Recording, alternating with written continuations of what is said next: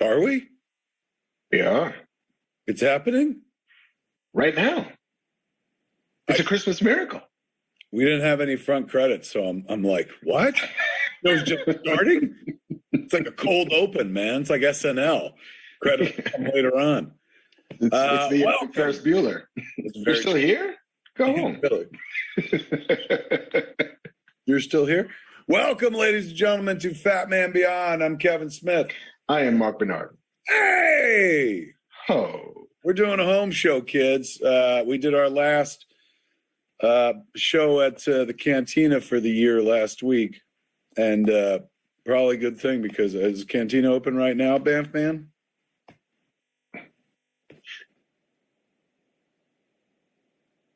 Banff. Bam. Boy, that's the slowest Banff ever. Tell them why you're slow Banffing.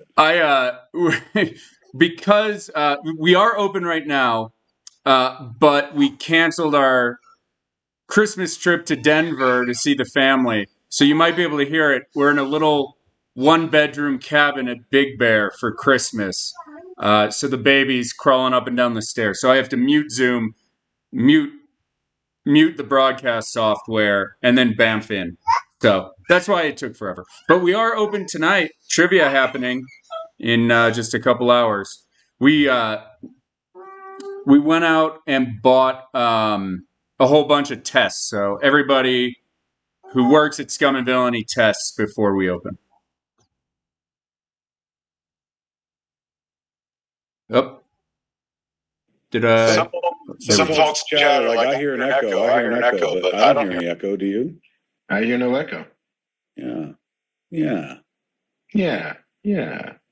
Don't get all criticism-y. But normally when we're, I'm home on a landline. Mark is at the fucking bathroom in The Shining. Yes. And who knows how good the Overlook Hotel fucking Wi-Fi is. Unless Mark paid the fucking $14.99 a day. He might just be resting on the free internet that allows you to read Twitter and shit. No, I can stream video. I can watch my porn right here from this bathroom. There you go. But JC, you may be the weak link this week. Are you landlined or are you Bam Wi-Fi? I am. I'm Wi-Fi'd, but I did a speed test. We should be okay, I think. If sounds fine, but Kevin and Mark sound good. Definitely an echo. There was an echo. The echo happens when JC unmutes, I think. All right, so fucking, we got to look out for Banff Man this week. I'll try to keep my mouth shut. Don't do that. You always come in with the good stuff. But there isn't a lot of, Star Wars this week, so you got thoughts on everything. You're also a Marvel kid as well. There's no Star Wars. Shut up, then. Yeah, really. It's so funny because I'm engaging in a conversation with him. He's already said, if I speak, it's going to echo. And I'm like, but JC, you like Marvel movies, don't you? He's like, I'm trying to save your stupid ass fucking show. Tell us your thoughts on the America's Force Doctrine from 1943 to 1972. Welcome, kids. We so delighted to be able to be with you tonight and chit chat about things because, oh God, it's been a real hard few days not talking about Spider-Man No Way Home. A lot of people have been like, where's your review and stuff? I talked about it a little bit on Hollywood Babylon this weekend. And one or two people got very mad at me on Twitter. I didn't feel like I spoiled anything. I mean, I talked about stuff that the entire world knows at this point. I've certainly gave no details and stuff. But tonight, kids. Going deep. Oh, my God. Like, if you've not seen Spider-Man No Way Home, if you've not seen Hawkeye season finale, if you've not watched The Matrix, what is it called? What's the R? Rejuvenations, resurrections, resurrection.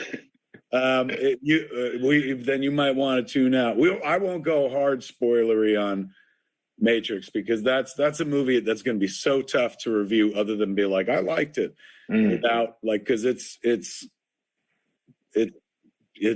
tough to not spoil the whole fucking movie is a spoiler, right? Like, so it's tough to have a conversation about it. So we won't be spoiling that, but we are going to spoil the fuck out of Spider-Man No Way Home. And for those people like, why? Like, number one, that's why we gathered. Number two, it came out like last week. Like, where are your priorities and stuff? I hear you saying I had loved ones in the hospital, or I myself was in the hospital. All right, fair enough.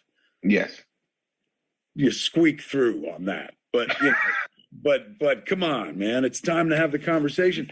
We've been waiting to have this conversation for so long since they announced the movie, man. Since the end of the last movie, when you were like, holy fuck, just like the character. And you were like, what are they going to do next? We finally saw what they did next. So we want to talk about it very freely, very openly, like grown-ups. And we might get teary in here. So never can tell. Never can tell. So if you've not seen the movie and you don't want it spoiled for you, fair warning, like, you know, fuck off and then come back and watch us after you've watched the movie. I don't mean fuck off in a go fuck yourself way, but like, you know. Unless you'd like to go masturbate, in which case, by all means, go fuck yourself. Speaking of which, masturbation, we must have a sponsor. And one of them must be about balls. Probably. They must engage somehow. Yeah, we don't get to do this show without somebody going like, hey, man, we'll proudly put our stamp on that train wreck of a show of yours. And so we got two sponsors tonight.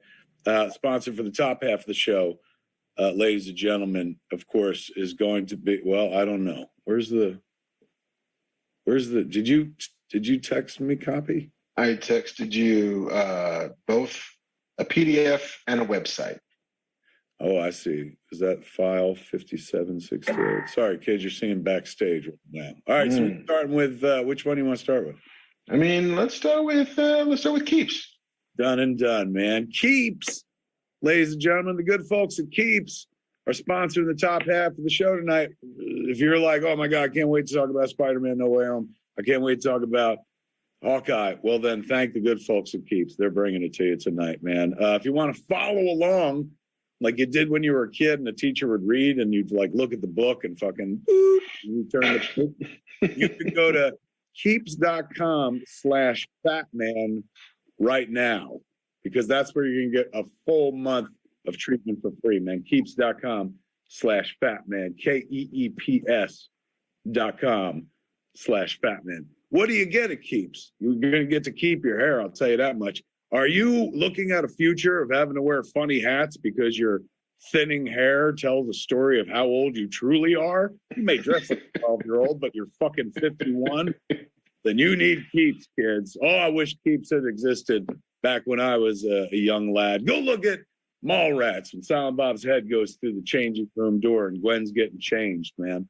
I remember way back then, Mark, my mom saw the movie and she said, oh, Tiger, you're going bald. I said, what are you talking about? And she said, the bald spot on the back of your head is the size of a quarter. And I was like, well, I'm sure it'll never get any larger than that. And here I am wearing this. So don't be me in so many ways, but least of all that, ladies and gentlemen, you want to hold on to your hair? You want to keep your hair? Keeps is the people that you want to talk to. Tell them about it, Mark. Did you know 2 out of 3 guys will experience some form of male pattern baldness by the time they're 35? I did. I know it every morning. It haunts me like inescapable truth. That is a gold star from Mr. Smith. And the best way to prevent hair loss is to do something about it while you still have hair left. You can get treated from home. You don't have to go to the doctor's office for your hair loss prescription. Now, thanks to Keeps, you can visit a doctor online and get hair loss medication delivered right to your home. They make it easy and deliver your medication every 3 months, so you can say goodbye to pharmacy checkout lines and awkward doctor's visits. Bye. Prevention is key. Keeps treatments typically take between 4 to 6 months to see results, so it's important to act fast. The sooner you start using Keeps, the more hair you'll keep. And find out why Keeps has more 5-star reviews than any of its competitors, and more than 100,000 men trust Keeps for their hair loss prevention medication. Keeps treatments start at just $10 a month. Plus, for a limited time, you can get your first month free. And how's that? Go to keeps.com/fatman to receive your first month of treatment for free. That's KEEPS.com/fatman. Ladies and gentlemen, those with hair rule the universe, except for Jeff Bezos. So he's the outlier. Right. You want to hold on to that hair. Take it from an old man who wishes he could go back in time and just bathe his whole body in Keeps 24/7, like in a Matrix type chamber, so that I look like Chewbacca. Oh, that'd be amazing and stuff. Live that Sasquatch life. Totally. But I didn't. And so I regret it to this day. Ladies and gentlemen, don't live the regretful life that I've lived. Keep your goddamn hair. Keeps it with Keeps. Keeps.com/fatman, ladies and gentlemen. KEEPS.com/fatman. They're going to help you keep your fucking hair. It's all that matters in this life. Keep the main event going. Let me tell you something. More than dignity, hair. So... Keeps.com/fatman, KEEPS.com/fatman. We thank the good folks at Keeps for sponsoring this here half of Fat Man Beyond, ladies and gentlemen. Indeed. Thanks, Keeps. Yay. Okay, before we get into either Spider-Man or Hawkeye, there's one quick little news item. We want to pop. Don't have a ton of news this week. We were going to just focus on those two movies, but then a thing showed up that we had to talk about. Okay. Which was Michael Keaton, after having reprised his role in the Flash movie, is now joining Batgirl as Bruce Wayne and Batman. So this, to me, number one, is good news. I'm a big fan of Michael Keaton as Batman. I was a big fan of Ben Affleck as Batman as well. But as we just saw recently in an interview, Ben was like, I'm not going to do IP movies anymore. So Ben has made it very clear for a number of years now that he's done playing Batman. It's not that Warner Brothers is done with him. He's done with them. So they couldn't use Ben as the Batman for this new Batgirl movie. So at that point, you're already, doing Michael Keaton Batman and Flash. Seems to make sense. And, I assumed Michael Keaton was as beloved as, for every generation as he is to mine. But some folks online, I saw on Twitter, were very angry about that. But angry at the wrong persons, because this ain't like a case of Warner Brothers, screwing the pooch or something. Like the person they would like to keep playing Batman just doesn't seem interested in playing Batman at all anymore. And has made that kind of clear for a red hot minute now. So in lieu of Ben, who else are you going to do?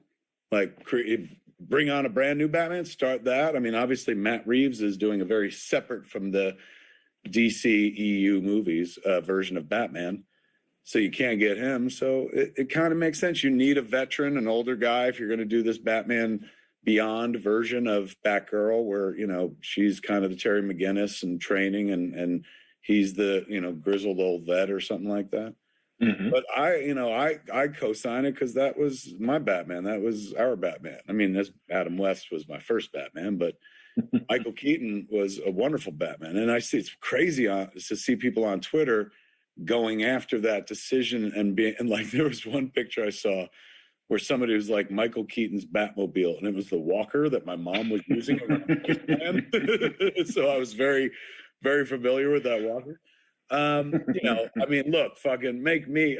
I would love to be the old man that Michael Keaton is, because was he like fucking 70? And the dude's in incredible shape. He still fits in the fucking bat suit.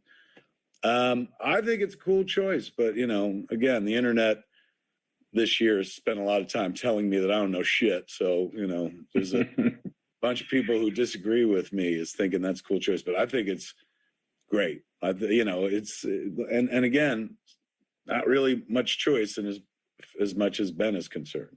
They could back a money truck up, and Ben just seems completely disinterested in doing that.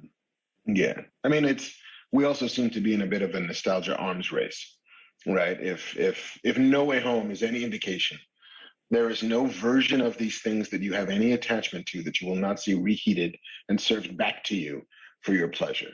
And I know I know artistically people hate that, but as a pop culture fan for years now, like I'm in my prime. Like this is amazing. Like in a world where we got to see No Way Home, and I love the Tom Holland Spider-Man cycle. The other two Spider-Man cycles, I love the second Spider-Man movie that Sam Raimi did, but they were not like, they didn't hold my heart like these new Spider-Man movies do. I know I'll get crucified online for saying that because like this new Spider-Man is the best Spider-Man. I get it, but we all have our faves. Please let me have it. That all being said, I'll talk about it in my No Way Home review. I found new appreciation for those other Spider-Man movies thanks to No Way Home. That's how good the flick was. So, when all the Spider-Man came on, the spoilers, when you had your nostalgia moments in Spider-Man No Way Home, I was like there for it, but that's not my nostalgia. You know what I'm saying? Like, oh, I saw those movies, but it wasn't like, oh, that was my childhood. Like so many people on Twitter were like, I grew up with Toby. Toby, I was a boy or a girl wearing pajamas of Toby's Spider-Man and stuff. That wasn't the case for me, but I still loved what they did in No Way Home. That being said, this Flash movie they're setting up with Michael Keaton being Batman, that will probably bring tears to my eyes. That is my Batman. I was very emotionally tied to the 1989 Tim Burton Batman. So, him coming back into the universe, they're definitely winning the favor of, older fans like myself. It just feels like if they want to do a Spider-Man No Way Home, they better pull in Christian Bale as well and beg Ben to jump in there for Ben. It sounds like the Ben Affleck Batman is in Flash. Yeah, I think that's the one that they got him for. Then I think if I'm these cats, I'm backing a money truck up to Christian Bale to be like, just give us 2 minutes so we can have our own Spider-Man No Way Home in this Flash. So weird that we're having all the Batmans in a Flash movie, but whatever. I guess it makes sense. They had all the, again, spoilers, kids. If you haven't seen Spider-Man No Way Home, 3, 2, 1. They had all the Spider-Mans in a Spider-Man movie. That makes sense. They're going to have all the Batmans in a Flash movie. That seems very DC. And I wonder if they're going to have any more Flashes in their Flash movie. Yeah, exactly. Well, we have seen in the trailer, there's definitely, it looked like, I can't say definitely, but that one image where they had Supergirl standing next to Barry, there was another Barry. It looked like a different version of Barry. Maybe I misread that picture. And then again, the TV show Flash has already gotten there by giving us John Wesley Shipp and giving us, Barry Prime and giving us Ezra Miller. In what was it? That last big gigantic crossover event they did, their Crisis on Infinite Earths. We got a piece of that, but so you got to up that game for the movie. I too was Antonio Carnevale said, our Toby is your Michael Keaton. Be honest, Kev. Yeah, I got that. That was my point. Was I understand how much people love those previous incarnations of Spider-Man because that was their Spider-Man that they grew up with. That's how I feel about Michael Keaton. I won't devolve into just reading chat because I always get crucified for doing that, as much as I get crucified for cutting Mark off.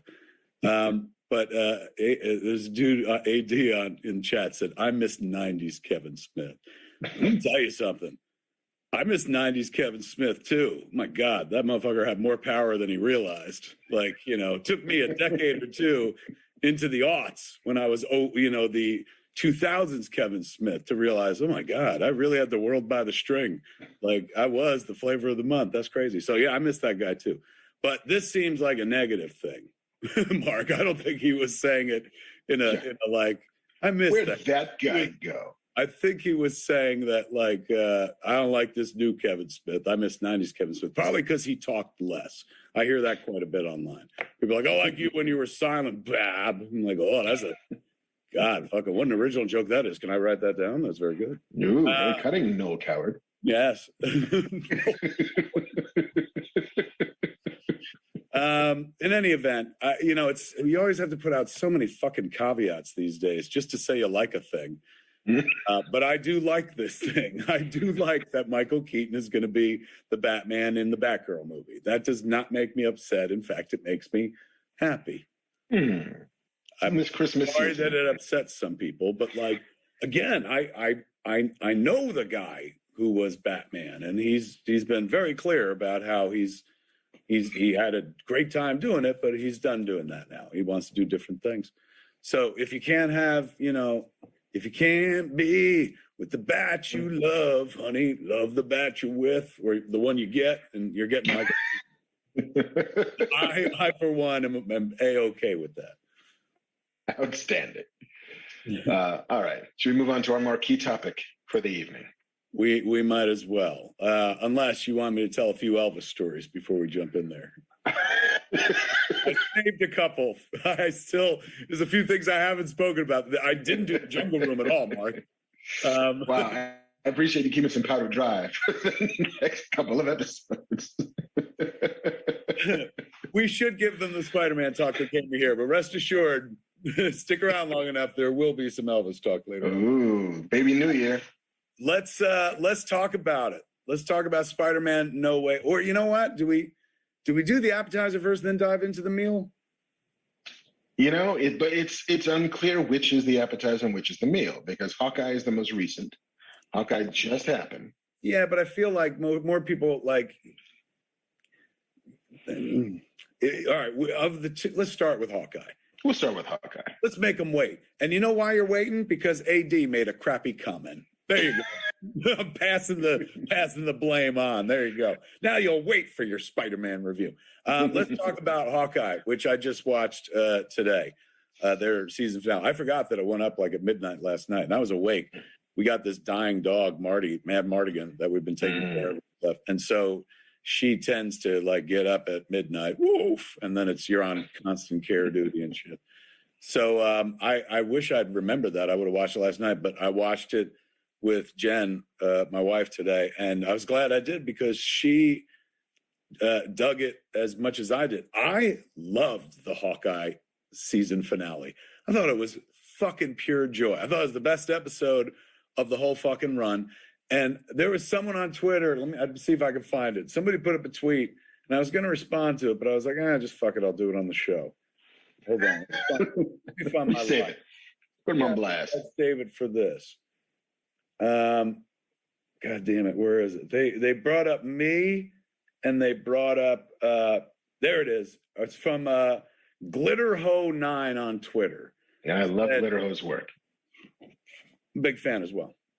Kevin and Patton Oswalt must be feeling like dicks in capitals right now after the Hawkeye finale. That'll teach them to disrespect a hero who's brave enough to do what's right, no matter the cost. Now, normally when, people, tell me I'm a dick, I'm like, well, I tend to disagree. I like myself. I totally agree with that tweet because I was so fucking moved by a moment in the show, and it really flipped my opinion of Hawkeye. Like as a character. As did I. I'm right there with you. And if it's the line that I'm thinking of, I fucking rolled tears. I did this as I was sitting there watching it because I was like, Jesus Christ, you really broke it all down for me. And spoilers, if you haven't seen Hawkeye yet, there's a moment where Kate Bishop tells Clint Barton what, the moment she saw him, about how she was inspired. Jumped off a building. You can't the fly. line that fucking kills me. She's like, you fought aliens with stick and a string. Is that it? Is that what the line was? Yeah, something like that. The stick and a string line fucking destroyed me. Where I was like, oh my god, like you're right. Like we all joke about Hawkeye and being like, the least Avenger, but it's like, yeah, dude doesn't have powers, can't fucking fly. It's literally just fighting people with a stick and a string. I thought that was so insanely well articulated. I don't know if they ever did that in the Hawkeye series, if that's a line that they lifted. I know they lifted a bunch from that Matt Fraction series, but kudos to whoever came up with that fucking line, man, because that really flipped my opinion of Hawkeye. I loved the season finale. It was, they brought in, spoilers again, we're going deep, Wilson Fisk deep into the Marvel universe, holding the old style comic book cane with the big diamond head on it and stuff. Mm-hmm. At one point, they had him in a Hawaiian shirt, which was kind of weird. Yeah, and a Panama hat. But and a Panama hat. It was a choice. But they brought him in and let him fight Kate Bishop, and he beat the shit out of her until, she found a way to beat the shit out of him. Mm-hmm. It was filled with comic book battles, like the season finale. The swordsman turned out to be not a bad guy, but kind of okay guy. He's Zorro, basically, who's yet to find out that he's Zorro. Essentially. Seeing the new Black Widow, Yelena, Mm-hmm. And that her scene with Clint, that was really fucking emotional too. Like where she just beats the shit out of him and he takes it and just lets her. And he can't give her what she wants other than like she sacrificed herself. She made a choice. She knew her. It was really sweet that he was able to tell her like she talked about you all the time and all that shit. Even though it felt a bit retconned to me because I'm like, when? We've never seen it. I didn't see it, but they had lives outside of the movies and shit. They did. They kept talking about Budapest, and we've never actually seen what happens in Budapest. Good point, man. Good point. So I found that touching as well. Well done. It looks like they're setting up that Echo series fairly well. They, they had her confront the Kingpin in the end, and then of course we pan off them and hear a gunshot, leaving it nice wide open for what happened. But he ain't going nowhere. They didn't introduce that character just to take him that quickly. Just like they didn't introduce, Daredevil, Matt Murdock rather, into Spider-Man No Way Home to just be like, it's a little nod for you kids.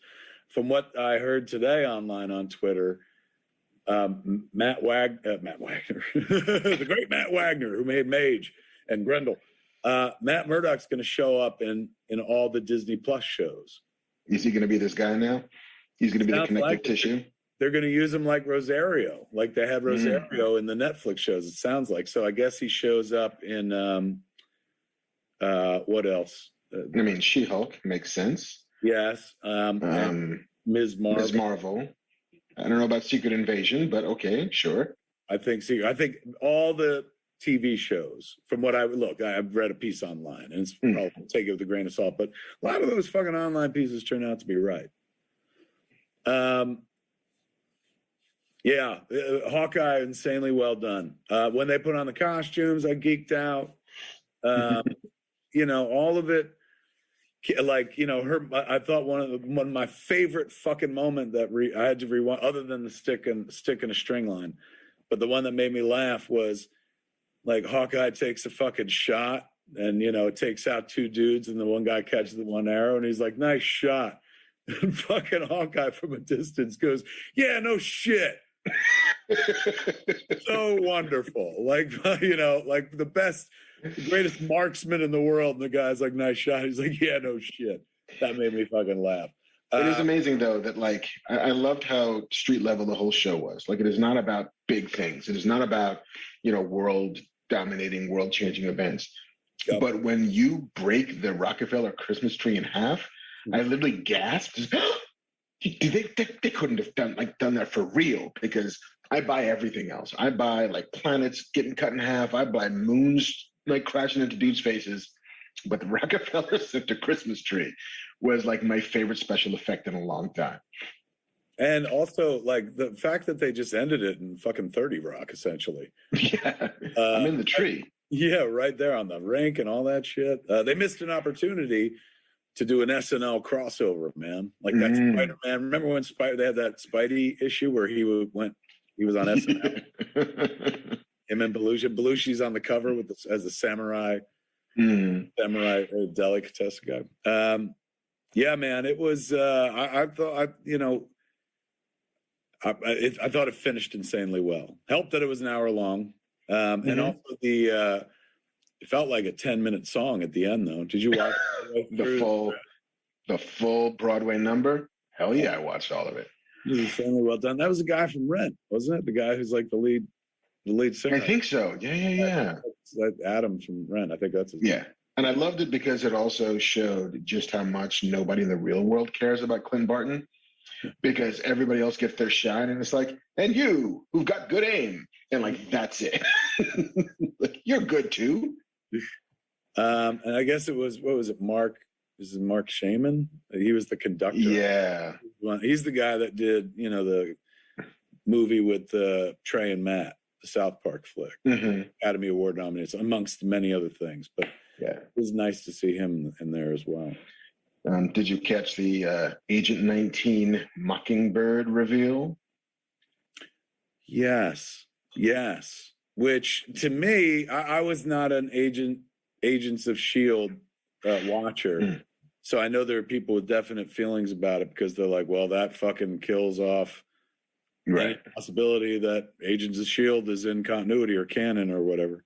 Not necessarily, but they do seem to kind of be going out of their way to not shit on Agents of S.H.I.E.L.D., but be like, no. Yeah, they just take what they like. Yeah. Darkhold, we're taking. Yeah. Mockingbird, like in the comics, goes way the fuck back. Yeah. There's also a West Coast Avenger right next to Hawkeye. They got married in the fucking comics and stuff. So it's actually cute when they revealed that she was Agent 19. I was like, oh, cute. He did marry fucking Mockingbird like he did in the comics. But I also understand that, you can't make one person happy without making somebody else unhappy somewhere. And so there's some people that were like, well, that's the final nail in the fucking Agents of S.H.I.E.L.D. coffin. And for somebody who invested a lot in that show, and felt like, well, it's tangential, but it's still connected to those movies.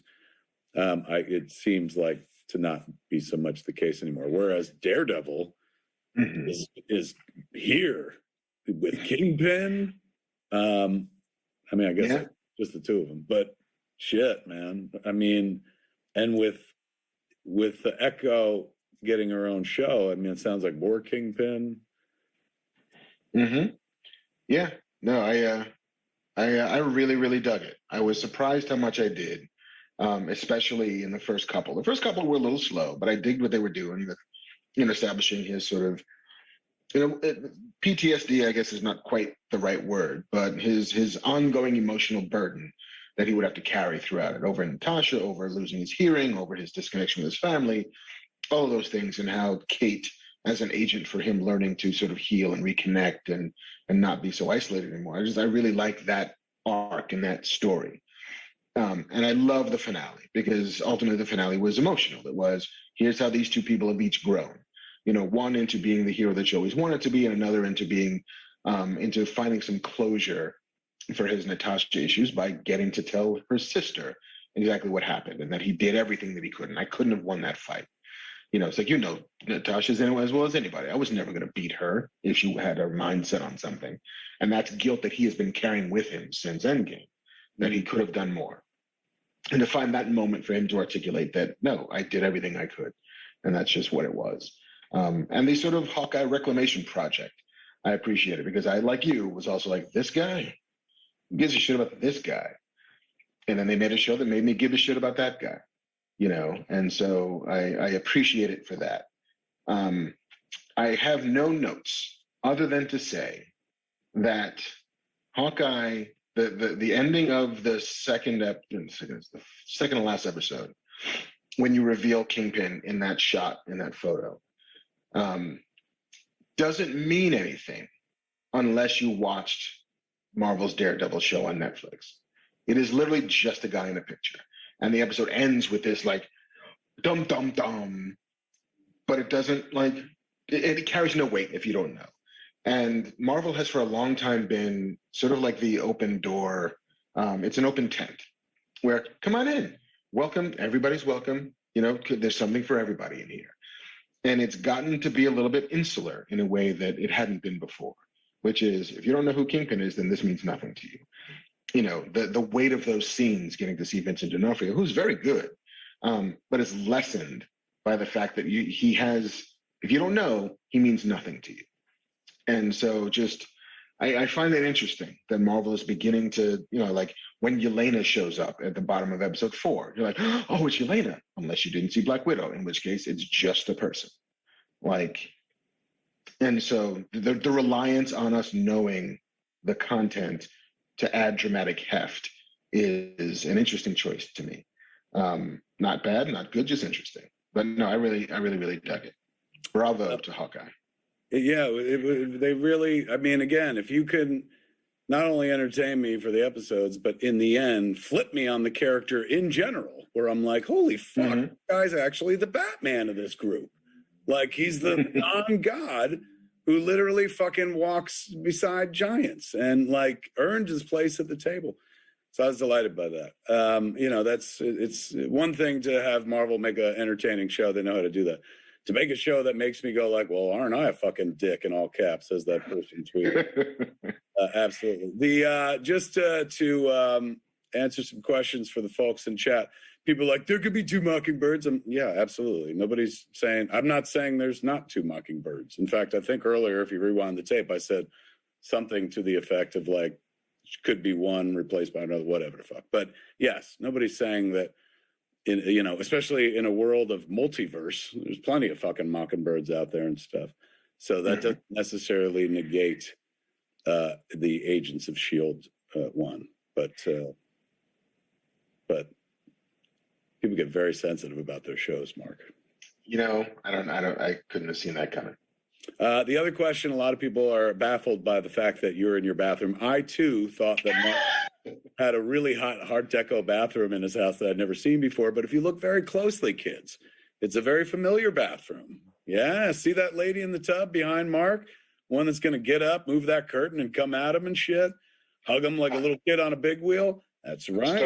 I'm starring in a new sitcom, 237. Mark is in The Shining tonight, kids. That's why he's in the bathroom. A lot of people were like, is Mark sitting on the toilet? Ready to crap all over stuff you love. That Dan guy in chat said the true hero of Hawkeye is the owl. How fucked up was that moment, man? Like, it was cute that the owl was in the tree, like it was last Christmas in Rockefeller Center, but they let the owl pick up the fucking shrunk truck and take it away. I half expected him to say, oh, hey, buddy, and have the album go, who? That would have been, they missed it. One more draft that we got there. There you go. Okay, who? And listen, I want to just give one more bouquet of roses to Florence Pugh, because her performance as Yelena is one of my favorite things. There's always this delight. There's always this little bit of like, I'm going to go kill Clint Barton. But first, let's have some mac and cheese. I made mac and cheese. It's going to go to waste if you don't eat this mac and cheese. And just the fun, like when Keaton and Yelena have the big fight, it's like, I really like it when you flipped over the table. It's like, I know, but then you kicked me in the ribs and nothing really hurts. Like, I'm sorry, but I have to go kill Clint. But you're coming along really well. Like, I just love that sort of, older cousin. Why do all the Russian characters use her full name? They're all like Kate Bishop. Like the Tracksuit Mafia and Yelena. They're all, they just can't call her Kate. They use the full name, Kate Bishop. Reminds me when I was a kid, Kenny Parquette's sister used to call me Kevin Smith, my full name, to my face all the time. Like, hey, Kevin Smith. And like, are there other Kevins? You could just say. Yeah. Have to use my government name and everything? Jeez. But to be fair, her brother's name was Kevin Horvath. Maybe that's why she called me Kevin Smith. There were 2 Kevins. My God, all the time I've been like, man, that was silly, but it was necessary. I appreciate you solving that. Oh, no, wait. That's Kevin Horvath. I'm confusing things. Anyway, back to you. Sorry. All right. Well, I guess we did not solve the 40-year-old mystery. We got it. Once again, Mark, this is not a criticism of Hawkeye, but I don't know if everybody noticed this, but Mephisto didn't show up in this fucking show either. No, we are like 0 for 4 on Mephisto. they're really gonna make you wait, man, before they pull that fucking character out. There was a chance, I remember online, a bunch of people were speculating, like, well, shit, man, maybe Mephisto is gonna be the bad guy in No Way Home and shit. And having seen it, spoilers, still not Mephisto. Yep. Yeah, or they're gonna make you beg to get Mephisto, man. They're gonna be like, we're gonna make you work for it, man. It is too easy and convenient to throw Mephisto out there. They got so many characters. They're like, we'll get to Mephisto, maybe. Yes, if it's in our purview, if we decide, if we feel like it. But no, I really dug it. And the end of this episode, I figured maybe we would go through our MCU 2021 rankings, because there were 9 MCU things this year. 9 times. Huge fucking year for the MCU. And so I'm not ready yet. All we got to do to get there is talk about Spider-Man, right? That's about it. I'm not ready yet to do a best of 2021 yet list incomplete, because there's still a shit ton of stuff that I got to catch up with. And so I figure my Christmas break is going to be spent watching and reviewing some of those things. So yeah, top of the year, we'll get into what we loved from the year before. But tonight, I figured we could do that. 9 things, man. What a great Marvel rich year. Whereas last year there were like no things, right? No things. I will alphabetically, I'll go through them, and then we can figure out what the rankings are later. Black Widow came out this year. Eternals, Falcon Winter Soldier. Was WandaVision this year? Loki, WandaVision, What If, Hawkeye, Spider-Man, and Shang-Chi. God, man, that's all the fucking Marvel this year. That's a ton of Marvel. So yeah, we'll rank them on the back end of No Way Home. Speaking of No Way Home, let's dive into it, kids. Let's do it. Me and Mark and JC and a bunch of cats. Nate, who does our artwork for the show, Nate Gonzalez, and the artwork for the show this week is gorgeous, as per always. My wife came with us, which is fucking rare. She's now into Marvel enough to be like, I'll go to that thing. We all went to the 40X offices down the street and watched Spider-Man No Way Home in, what was it? Screen X. So it had the wings. Yeah, it's like basically periodically throughout the movie, you got the screen dead ahead of you, but then periodically throughout the movie, the walls come to life, and the movie projects onto the walls to the side, so you're surrounded by the movies. Incredible process by which they lengthen the frame. So at one point, as we were seeing the villains, spoilers again. There's gonna be lots of fucking spoilers. Yeah. So it was on the poster. Yeah, yes, we said there'd be spoilers. So when people were Wizard of Ozing it in the end and going home, and there's a shot that panned, and this one left and that one left. In Screen X, they were on the sides. Like, it was even more impressive. We were surrounded by the villains who were even off camera. It was pretty impressive process what they do. If you get a chance to see a movie in 40X, Screen X, absolutely do it. Not because they gave us a free screening, which was awesome, but it's a fantastic presentation of movies like this. I wouldn't go see, Clerks 3 in Screen X or anything like that, but like these flicks, oh heavens, yes. We saw Ghostbusters in Screen X, Ghostbusters Afterlife, and then we just saw Spider-Man No Way Home. So we all went on. It was Thursday.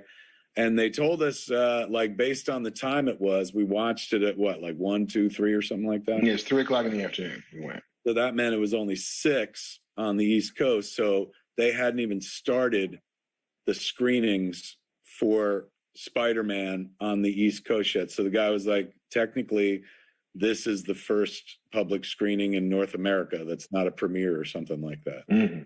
And there was only like 10 of us in the theater. It was great. But thank God we had bodies together in the theater. This is not a movie. Look, see it any way you can, but it's not really a movie that you should enjoy alone. The audience added a dimension to it. Just like, Avengers Endgame. What a fun movie that was, to be surrounded by like 200 people and vibing on that energy and sucking in that Omicron. But it just like the moments. Oh, what the fuck? Are just better in a collective experience. That's why people invented religion and go to fucking church, man. It feels better to be spiritual as a group if you're all believing in the same thing. And when you're in a movie, you're all believing in the same thing, particularly if the movie rocks the house. And this John Watts kid, man, who's been making these Spider-Man movies for the last few years, what a genius. Like, he stuck the landing beyond sticking the landing, man. Like, he made 3, for my money. I know there are people like, that ain't Spider-Man. Tony Stark helped out too much. Well, they fixed that at the end of this fucking flick, didn't they? My money, these Spider-Man movies have been wonderful, and this kid is so fucking talented. I can't wait to see his Fantastic Four, man, to say the least. But I'll watch him do anything. Didn't he say he was just doing a movie with some, like, with Clooney or something like that? Some famous fuckers before he made Fantastic. I don't remember what it was, but I remember seeing that announcement that he was like, before I hop into the, Marvel's first greatest heroes, I'm going to go do this, like, actual real drama thing. There's a shot in this movie at one point that's like it's an uncut fucking single take. Feels like it goes for like a minute, 2 minutes, maybe 3 or something, when Happy's in the doorway in the very beginning when they first get back to Aunt May's apartment. A very long uncut take, like, they don't do that. They don't have to do that in movies like this, right? But my man took time out to make some art, not just to make some commerce. Like, he's like, look, just because we're making a pop movie doesn't mean it can't fucking have cinematic elements to it and shit. Like, so it always impresses me because I'm like, I'm supposed to be a filmmaker, and I don't even think like the people, like somebody like John Watts, who's like, he's a filmmaker too, but like he makes movies. He's a movie maker, for heaven's sakes. I'm a filmmaker, indie filmmaker at best. So naturally, like, his cinematic language is like incredibly impressive enough to capture, big mainstream gig like this. But he also keeps it artistic. Like, there's a lot of transition he does. As I was watching the movie, I was like, that's fucking clever. That's clever. Little touches that nobody has to do because, like, we're all paying to see this movie anyway. It could be one long fucking shot of his ass Xerox over and over again, so long as they, push details forward 1 inch, and we'd all be okay with it. But I appreciate, like, the filmmaking that he brings to it, not just the movie making, if that makes sense. And I don't want it to sound reductive and some fucking website to be like, Smith looks down his nose. Not in the least. If anything, I'm fucking looking up at this cat. I'll tell you right now, I'll never make a movie as entertaining and enjoyable as Spider-Man No Way Home. And they earn theirs like over years of telling a story, not even this current crew of people telling the story, but as far back as Sam Raimi, when they started telling Spider-Man stories back there. Naturally, it's a big celebration of all things Spider-Man and what it means to be Peter Parker. Not all that different or unrelated, rather, to, Spider-Man Into the Spider-Verse. Feels like once they saw that work, they were like, oh, fuck it, let's do ours. And up the ante by making it incredibly special, as most of us know by now, by bringing in other Spider-Men. So this goes beyond just being a movie, right, to being a pop cultural event, and even beyond pop cultural, just a cultural event. So much so that it grossed $250 million opening weekend, which in a pandemic is like fucking beyond impressive. But even if we weren't in the middle of a pandemic, even if we weren't dealing with Omicron and stuff like that, that's a huge fucking number. Is what, number 2 of all time or something, only behind Endgame? It's the third biggest global opener ever at $600.8 million in its opening weekend, global. The 4th biggest internationally, unadjusted, and the 2nd biggest domestic, where it edged out Infinity War. Yeah. So yeah, I mean, it's massive. Everybody went to go see it at a time when, most movies are not doing that well. Yeah. There was a lot of hand-wringing over something like, West Side Story, which opened the week before, to less than rapturous attendance at the box office. And people were like, does this mean the end of movie going? And then Spider-Man opens and breaking records, not pandemic records, but just records.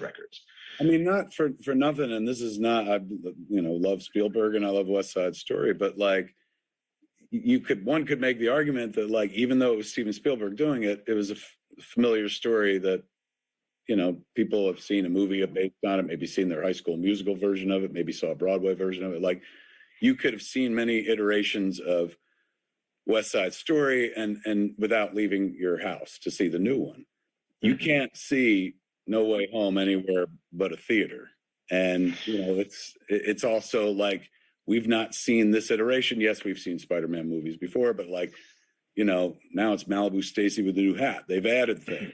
They put Doctor Strange into it and whatnot. It's so you could see this was the movie that everyone was going to leave their house for. If there was any movie since Endgame that the world was going to be like, oh my God, I'll risk everything for that, it was going to be this. So the pressure was on. You know what I'm saying? Like, yeah. They could have just easily been like, look, all we have to do is get a couple Spider-Mans together and just in a frame and we'll be good. But they actually gave us a really touching movie that wasn't the movie I at least thought we were getting for the last 2 years. Like, I thought they were setting us up for like, he's going to fucking fight the Sinister Six from across all the Spider-Man universes. And yeah, but it wasn't so much about the fight as like, how do we save them? Which was so sweet. And, of course, it comes largely from Aunt May, who plays a very important role in this movie and says a very important line at a certain point. But it was so Peter Parker to want to save the bad guys. Finding out that they'd all die fighting Spider-Man, clicked something in him where it's just like, I can't. Like, with Aunt May being like, helping out by being like, you can't let that happen, Peter. And then the cost of that decision.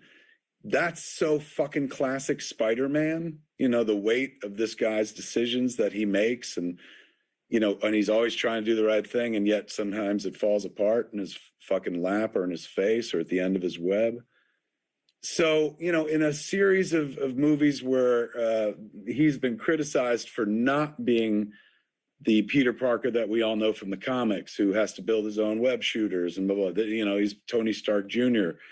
To a lot of people dismissively in this iteration of the character. They were able to tell a story where they kind of they take that to the nth degree, where he's, eventually like doing Doctor Strange like magic in some sequences, and then reduce it and get rid of it all in an almost, what was the book that they did? One Last Day. Kind of reboot retcon that makes sense within the story, and then gives you that version of Spider-Man that people who didn't like this version of Spider-Man have been asking for.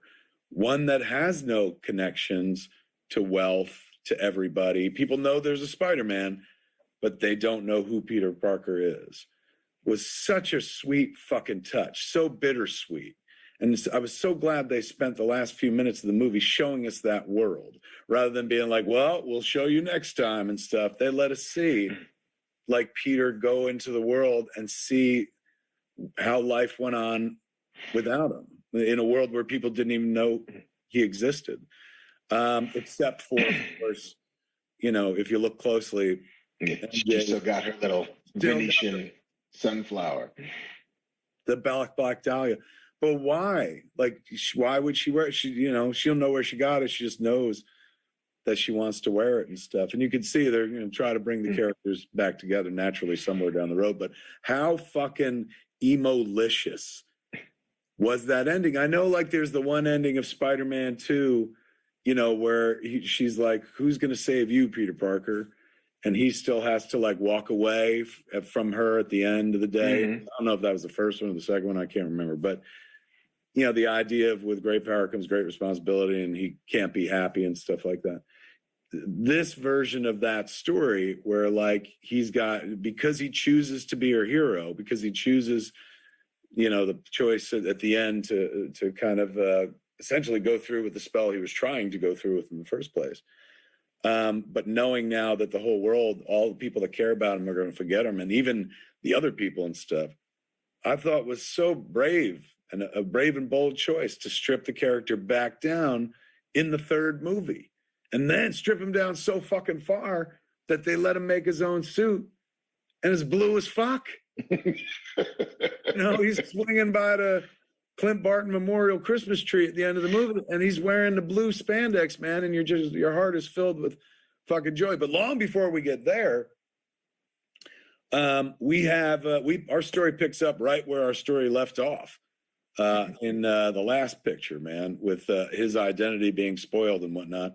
And as we've seen in the trailers, life is difficult for Peter Parker, the whole world knowing who he is.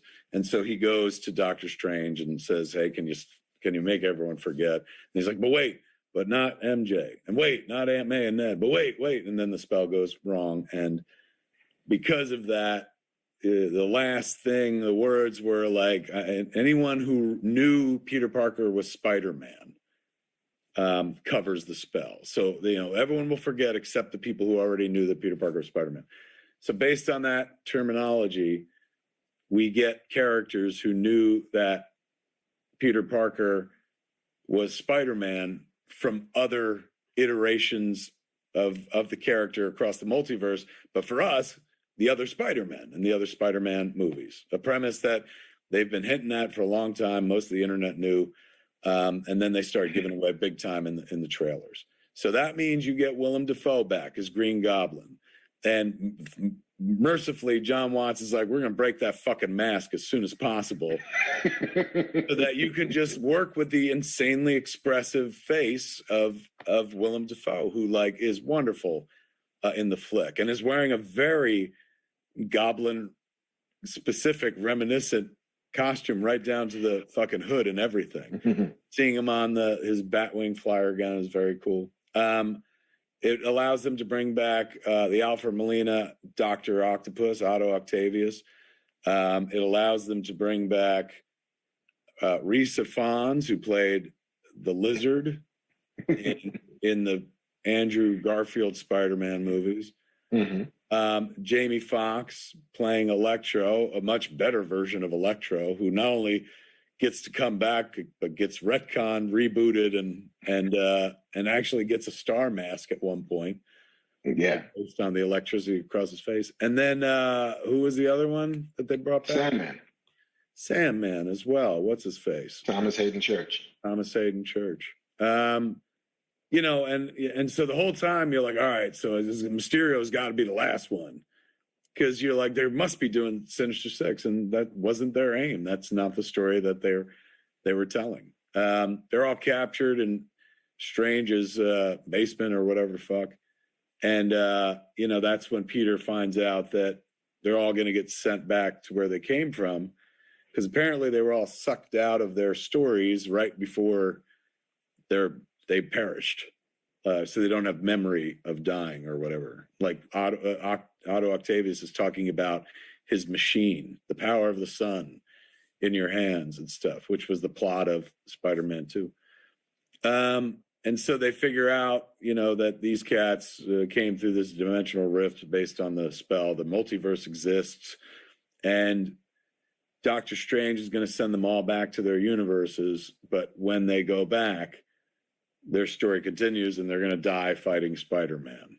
And so in a conversation with Aunt May, who tells him, you got to try to help these people. You can't just abandon them like that. And, she's his conscience. He decides to try to do the right thing and reform and change the villains before sending them back. To do so, he has to trap Doctor Strange, which, he's in the movie a bunch, and then all of a sudden he's not in the movie for a long time. And then we get to a place where Ned and MJ are looking for Peter, and Ned has gotten a hold of a sling ring, and it could do magic in this movie, and opens a portal, Doctor Strange style, as they're like, look for, find Peter Parker. And they find the first, not their Peter Parker, but the first of the other Peter Parkers they find is Andrew Garfield, who I appreciated so mumuch more in this flick. I always thought he was of the two Spider-Man, I liked his Spider-Man, and I liked Tobey's Peter Parker. Because I thought Andrew Garfield was way too hot, sexy, and cool. to be Peter Parker, but he pulled off the Spider-Man insanely well. I went the other way in this movie. I thought he was like wonderful from the jump. He had such energy. It's adorable that they call him amazing. Like at one point, he's like, "You're amazing," and he is the amazing Spider-Man. He references the death of Gwen and does it emotionally, which chokes you up. Even though, again, I wasn't like big into the other Spider-Man movies as much as I am to the Marvel Cinematic Universe stuff, and still that made me emotional. And then, of course, when they open up another portal, they find another Spider-Man, and that Spider-Man is the youth pastor Spider-Man, Peter Parker, your friendly neighborhood Spider-Man. I guess Disney just put out their official titles this week. So in reference, because now that the movie's out, they can talk about the fact that they've got other Spider-Man in the movie. So they're referring to Tobey's Spider-Man as the friendly neighborhood Spider-Man, or your friendly neighborhood Spider-Man. And they're referring to Andrew Garfield's Spider-Man as the amazing Spider-Man. Each have their derivations. How cool is that? I saw a tweet before I went to see the movie where somebody was like, the world better get ready for the fact that those Spider-Men he meets are going to be Mysterio projections. And I was like, oh, motherfuck, if they do that. And they did not. They fucking flat out played it straight, man. They're like, there's a multiverse, there's magic, Ned's working a fucking sling ring, all the Spider-Mans are going to get together and talk about back pain, and they're going to fight all their villains together, but while trying to reform them. All of it was unexpected and wonderful for my money. The whole time I was... Now, what eventually happens, of course, is big time spoilers, ladies and gentlemen. Norman Osborn seems like he could be reformed. He's playing it straight, playing a good guy at first, and then he goblins out, flips, and winds up killing a beloved character. Spoilers again if you've made it this far. I'll give you 3 seconds. Get the fuck out. 3, 2, 1. So in the reverse of the Spider-Man lore, as most of us know it, Peter loses Aunt May as opposed to Uncle Ben.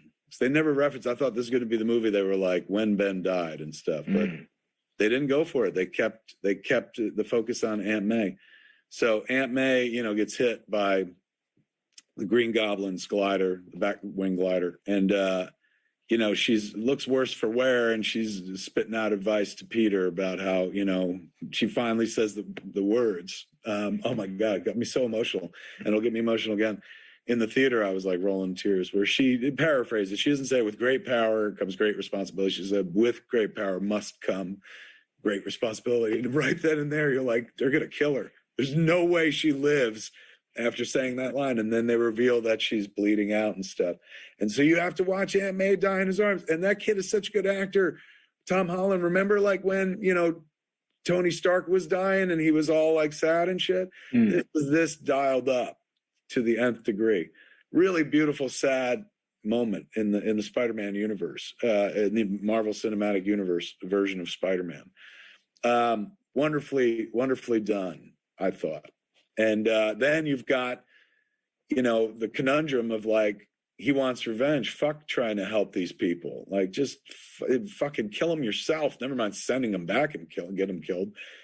But he ain't going to do that. He's going to be the person that Aunt May wanted him to be, the person that he is, the hero that he is. And he's going to have help from his fucking spider friends and stuff. So much so that at one point MJ falls off the Statue of Liberty, where they're having the big conclusion, the big fight, where I thought they might bump into the X-Men in the gift shop and shit.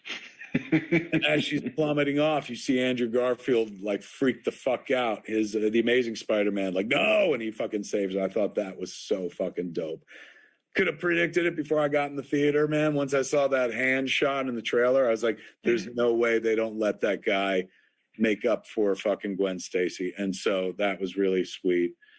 Seeing Tobey come back again, like I said earlier, like those weren't really my Spider-Man movies, or my, I've loved the Marvel Cinematic Universe stuff. I have nothing but respect for those movies, but I wasn't like a hardcore fan. This movie made me a fan of those movies, so much so that I went back and rewatched those flicks again. But seeing Tobey Maguire like slip into the character again, and into the suit and make like back hurting jokes, because remember at one point he was like almost not going to be in the movie, like over a bet, something like that, when they were talking to Jake Gyllenhaal at one point. And all their interplay together about how, you know, he's got organic web shooters as opposed to those people would have to actually build their web shooters. And like Andrew Garfield's like, I have to like make mine with chemistry, like, you know, science. Tom Holland effortlessly blending with those two. Andrew Garfield had one of the better lines in that scene, though, where he's just like, I always wanted brothers. I thought that was so fucking sweet, man. But you have like 3 incarnations of a really good guy. Like Peter Parker was just a good guy at heart. And you've got 3 generations of those actors that we've all seen play these characters before coming together. There's a poignancy to it beyond the content of just seeing actors return to roles, which we're going to see a lot of over the course of the next few years, because they figured out you show us something you showed us when we were kids, we'll give you all the fucking money. So I know it's like, you know, easy programming or low-hanging fruit to be like, we're going to put all 3 Spider-Man in one movie and we know you're going to pay for it. They did it, but it wasn't cynical. Like, really kind of touching and really well done. I absolutely adore the movie. It's like I said, it's barely a movie and crosses into an event. If you haven't seen it yet, kids, and you watch this, we told you, number one. But number 2, see it as soon as you can. And I'm not necessarily one of those cats who's like, see it on the big screen, like most better filmmakers would tell you to do. I'm just as fine to watch shit at home. But this one, see it on the big screen, man. See it with a bunch of people.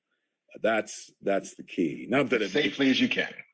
So, yeah, wear 100 masks if you gotta, but like 100 masks ain't gonna stifle the joy you feel. We only had like 10, 12 people in our room, and you could still feel the palpable fucking joy from time to time. When fucking Matt Murdock caught a brick without even fucking looking and shit, come on. Everyone was like, oh, a really good lawyer. Every time somebody showed up, we were, oh, it's that movie, man. Just like Endgame, it's satisfying. It's just like Snickers as well. So I give it like thwip. These many fingers up. Thwip. I'm throwing webs all over this picture. I really enjoyed it. It's honestly like that and Hawkeye season finale. I was like, oh, fucking Marvel. Jeff's kiss. How about you, Captain? You know, it's what I think we mentioned it walking out of the screening, that it's always easy to forget, especially the Tom Holland incarnation of Spider-Man, because he's got so much energy and so much like buoyancy. Like, he always seems fucking thrilled to be Spider-Man. But Spider-Man is a tragedy. Like, ultimately, it's a tragic story. You know, in every iteration of Spidey, he has to lose somebody in order to become Spider-Man. And so that moment where, you know, the three Spideys, the 3 Peters are on that roof, as Peter is just despondent after having lost May, you know, they're like, I lost my uncle too. You know, I lost, you know, we've all lost something. Every moment, like each of us. And there's also a moment that you got Into the Spider-Verse, which I kept thinking of a lot watching these movies sort of back to back. But that idea that, like, yeah, every Spider-Man has to lose somebody. It's usually an Uncle Ben. For Miles, it's his Uncle Aaron. For Spider-Gwen, it's Peter Parker. But they all have to lose somebody. And so, and watching that level of tragedy kind of traced throughout the movie, so the very end, when he makes that decision, he's got to give up the life that he wants in order for the life that is right, the life that he has to lead. And so he has to give up the love of his life. He has to give up his best friend. He's got to give up everything to become a nobody in a world that doesn't really care for him. And like walking sad into that apartment with, you know, how does he have a job? He's functionally not a person in the world. So he's living in some weird, like, Hell's Kitchen flat with his one box of stuff, trying to move in and start building a life. Like, that's sad as fuck. But, you know, I love that they stuck to those guns about Spider-Man, that they didn't give you a rosy version of it, that it's always, this kid hurts, and he's always hurting. I loved the beginning of this movie. You know, I loved how they established that his world is being broken, you know, and what the cost of that is, and how his friends can't get into college, how he can't even walk down the street, how Flash is writing books about him, all that stuff is great. And I loved the last act of the movie. Like, I think once the Spider-Men show up, and once it becomes, you know, it's the 3 of them against the world, and especially the post-Aunt May stuff, I think it's phenomenal. And I love the Remo Williams like deep cut for those old nerds where they're having their climactic fight on the Statue of Liberty with scaffolding all over it. It's like, oh, the 1980s kid in me is so happy. Yeah. I think, for me, where the movie falters a little bit is that middle section where it's, Peter Parker and his to-do list of, do I kill these dudes or not kill them, or just return them to where they go, or do I try to cure them? Which seems, it was never emotional for him in a real way because none of the bad guys were his bad guys. Like it became academic. Like I was hoping that we would see Vulture. I was hoping we would see Mysterio. I was hoping that some of this threat would connect to him in a way that wasn't abstract. You're right. I didn't think about it. So wait, his villains were Green Goblin, Doc Ock from Raimi movies, Electro, Sandman. And Electro's from the Raimi movies, Sandman and Lizard from Lizard. Mark Webb movies. Wow, you're right. He didn't have his own villain. Yeah. And so there's no his own villain. So meaning from the Tom Holland. That's crazy. You're right. There's an emotional disattachment because there's no like, oh, I fought this cat before. They meet right. And so he's all like, who are they? Right. Who are you? Who are you? Who are you? I don't know who you are, but I guess I should do the right thing because I'm a hero, as opposed to, oh, I ruined your life by like, hey, Vulture dude, remember how your wife left you and your daughter moved away and you were in prison and maybe you killed yourself in prison? Maybe there's some other multiverse version of me that actually killed you in combat. Or Mysterio, who did die, and like in this version, he doesn't die. And all of that stuff then becomes personal to him. It doesn't become academic. It doesn't become distant. And to have that person be the one to be responsible for killing Aunt May. So then it's his failure, like his for real failure. To me, just would have made that deeper. It would have made it, less kind of like three men and a baby moving into Happy's bachelor pad so that they can like do chemistry together. Like it's made a bunch of villains trying to fix each other. Like it got a little like rompy in a way that like, I get it. There's got to be a middle of a movie. Sure. The spell with Doctor Strange, like, I don't know why Doctor Strange doesn't tell Peter from the jump, hey man, if you're going to want to change this, like this is what's going to happen. So before I start doing hand shit in the air, you can tell me what you want me to do. Yeah. So it doesn't become an on the fly. Like you're a grown up, Doctor Strange. You know how magic works. Like I buy Peter wanting it, but I also was kind of hoping that Doctor Strange would have been like, hey man, this is how this is going to go down. I think Mark's point is before you do any hand stuff, you always want to get permission. Get consent. Should have told Peter, I'm going to do some hand stuff, and it's going to make everyone forget who you are before he did the hand stuff. You're right. It's a dick move of Doctor Strange to be like, hey, man, yeah, we're going to fix this, and how we're going to fix this is going to fuck your life up. He's like, wait. Like, you can understand Peter having reservations at the last second, trying to throw in caveats. Yeah, and also, like, not for nothing, but a better wish would have been, can you make it so Mysterio never existed? And that way, there's nobody to give up his secret. There's nobody to broadcast it to the world. You don't have to make anybody forget nothing except that dude and cares about that dude. He's dead anyway. But that's neither here nor there, boys and girls. I hadn't thought about that. And I will say, like a friend of mine, an old boss, Sean Simmons, texted me. He's like, wouldn't it have been awesome if Happy showed up in an Iron Man suit to punch the shit out of the Green Goblin for killing the love of his life? And I was like, yes, it would have. Give me Angry Happy in fucking Stark Tech. Angry Happy. Angry Happy. Give me Mad Hogan. That's him showing up in a Hulkbuster suit. Yeah. Shit out of it. That would have been nice. But I think that, like, to your point, to everybody's point, where this movie lands and how it resolves and how that emotional story, like, because it's not cameos. These guys are not just bumping in to like wave and say, look, remember me. It is very much about their stories too, specifically the Andrew Garfield one, because I feel like he was the great Spider-Man in not great Spider-Man movies that nobody gives any credit to. And so to see him actually like kind of spread out and own the character and be funny and be awkward and be tragic and to sort of redeem himself a little bit, like that moment where he saves MJ is wonderful. Really? Because you realize that it has been haunting this guy for decades. That he failed, And so now he gets a chance to win.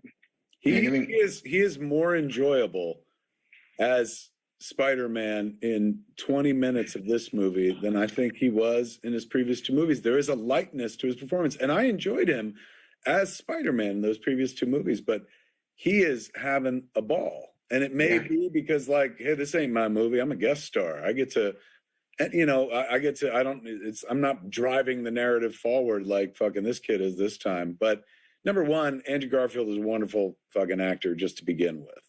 He does a great Jim Baker in the Eyes of Tammy Faye that's out right now. And of course, we all loved him in The Social Network and stuff.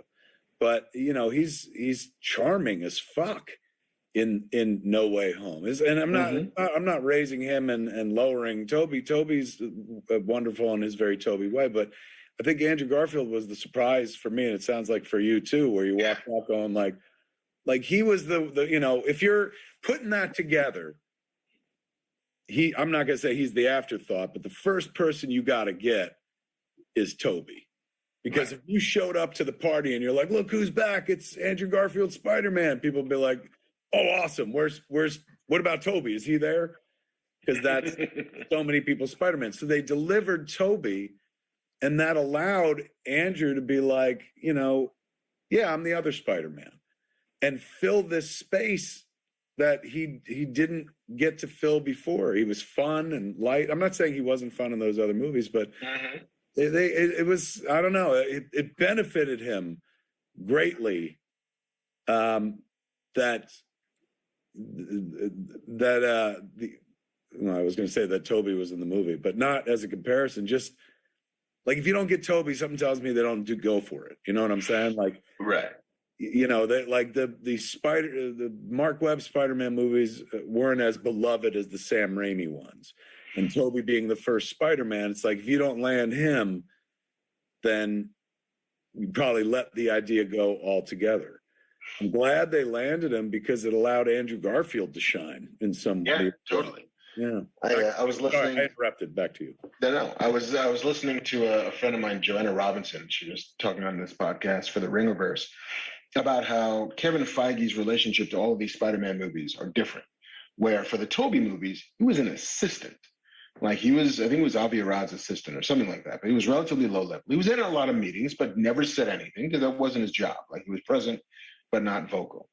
For the Mark Webb, Andrew Garfield movies, he was an executive producer, but not in a way that they gave him any real power. So he would give notes that they ignored by and large, because he was still like, you know, Iron Man was happening, the very beginnings of the MCU as we know were happening, and he didn't have the juice yet to kind of come in and say, this is how you should make a Spider-Man movie. And so by the time you get to the Tom Holland movies, he's the man.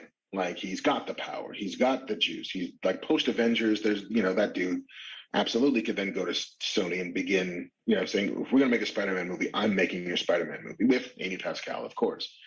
And so to watch him get to do the Andrew Garfield version of Spider-Man that he wanted to do, that nobody would listen to him, and to get him to position Toby in the way that he always felt like working under those guys and being with Raimi at the beginning and understanding the juice and the joy that he brought to it, him getting to finally put his bow on Spider-Man with every version that he's had anything to do with is actually kind of lovely and kind of wonderful.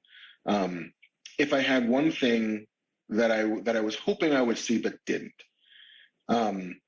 it was Chris Pine's Spider-Man. You know, Peter Parker, like that guy, the blonde one, the golden boy, the Captain America of Peter Parker's. And I was fingers crossing for Miles Morales, you know, and I know that is a much bigger get and a much bigger hill to climb, because once you cast live action Miles Morales, that's your guy. And I'm sure that at some point Sony's going to go down that road.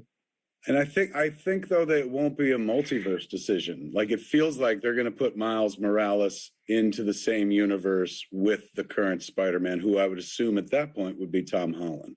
Right. I, for one, would prefer that. I would like him to be the Spider-Man of Earth Prime or whatever the fuck they're calling it. Or was it Earth 626 or something like that? Yeah, 616. 616. But yeah, like, I was just like, I kept wanting. I'm like, give me the thing that I didn't know I was going to get, because I knew I was getting Andrew and Toby. But what's that one surprise that they did manage to keep under wraps, because everything else leaked like a sieve at Sony Security. It's like, oh yeah, we got a Matt Murdock, sure, yeah, we got all these bad guys, yep. Oh, we got three Spider-Man. Okay, what else are we doing? I don't know. That's about it. There's nothing else to tell anybody. Yeah, it was. There was no. I mean, the storyline was surprising in as much as like, oh, he's going to try to cure them all and stuff. You knew someone was going to perish, and you know, it's a lot of people speculated before the movie like, he's going to be happy, but it's like I don't know, if it's going to be happy. Yeah. Much as somebody very close to him, as we see, that's what happened. But it was funny because it played very much like a light movie. Mm-hmm. In as much as, you know, like it's not endgame serious, very like there's some levity to it, and then it does turn endgame serious. At one point you get you know, Tom Holland Spider-Man about to fucking behead Norman Osborn with his own glider and stuff, and then Toby has to friendly neighborhood Spider-Man has to stop him to tell him like it ain't worth it, don't do it, and stuff like that. Yeah. And they fucking tag Green Goblin instead and give him the cure and stuff like that. Like that is so out of the comics. You know what I'm saying? Like I've read those comics when I was fucking kids, and it was never like Spider-Man's like I'm gonna fucking kill him. Like it was always like I gotta help these people. Yeah. I mean, I think the other thing that I was thinking, and it only occurred to me now, is that if the spell is conjuring and bringing forth everybody who knows that Peter Parker is Spider-Man, then it should not have brought only villains. And so, like that moment when he's about to kill Green Goblin and the other Spider-Men are trying to implore him not to, how amazing would it have been if another Aunt May walked in and another Aunt May walked in, and all of the Aunt Mays, either it's the Sally Fields or it's the Lily Tomlins or the whatever. That's not fair. Don't write a better fucking scene. But you're right. That would have been really, especially considering he lost an Aunt May. He just lost his Aunt May. So a bunch of Aunt Mays show up and say, Peter, this is not you, kid. Like, I know you're angry. You're just as angry as you were when you lost your Uncle Ben. But this isn't the way. With great power, like a chorus of with great powers come great responsibilities. And then everybody just weeps and cries. And I would prefer that over Doctor Strange still having to do flashy things in the sky, like the standard Marvel ending, where there's got to be big special effects. There's got to be whatever. It's like, no, dude, just remind this kid who he's supposed to be. Remind this kid who he is. And that to me is, and it happens. Like the movie gives you that. But just that little extra frizz-on. And I know that there's still frames online that I've seen. It's like, oh yeah, there was the Rhino who was going to come through, and there's a ghost image of Kraven the Hunter that was going to come through. Like all the villains we haven't seen yet, or only saw as like Russians in robot suits. But yeah, like honestly, those are somewhat small nits to pick, and I do it only because I know the internet expects me to.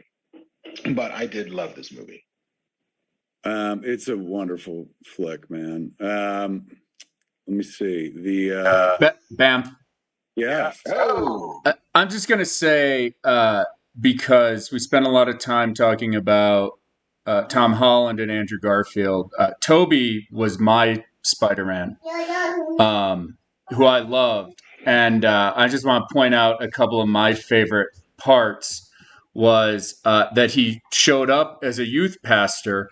And maybe for 10 minutes, you watched him in his street clothes to the point that they convinced me. I'm like, oh my God, he's not gonna. We're gonna get this. We're not gonna get him in the suit. And they almost broke that fourth wall with Andrew Garfield, who's like, you're gonna web sling in that. Mm-hmm. Oh, I get the suit. I loved that moment. I thought it was great, and I thought that. For being, a 45-year-old man now, 50-year-old, close to it, that Toby slipped back into Peter Parker really well. Agreed. And also reminded you too, like, oh yeah, there's a reason, like that performance really, really worked. Like there's something kind of touching and awkward about him, even as a grown-up, at this point, a grown-up version of Peter Parker.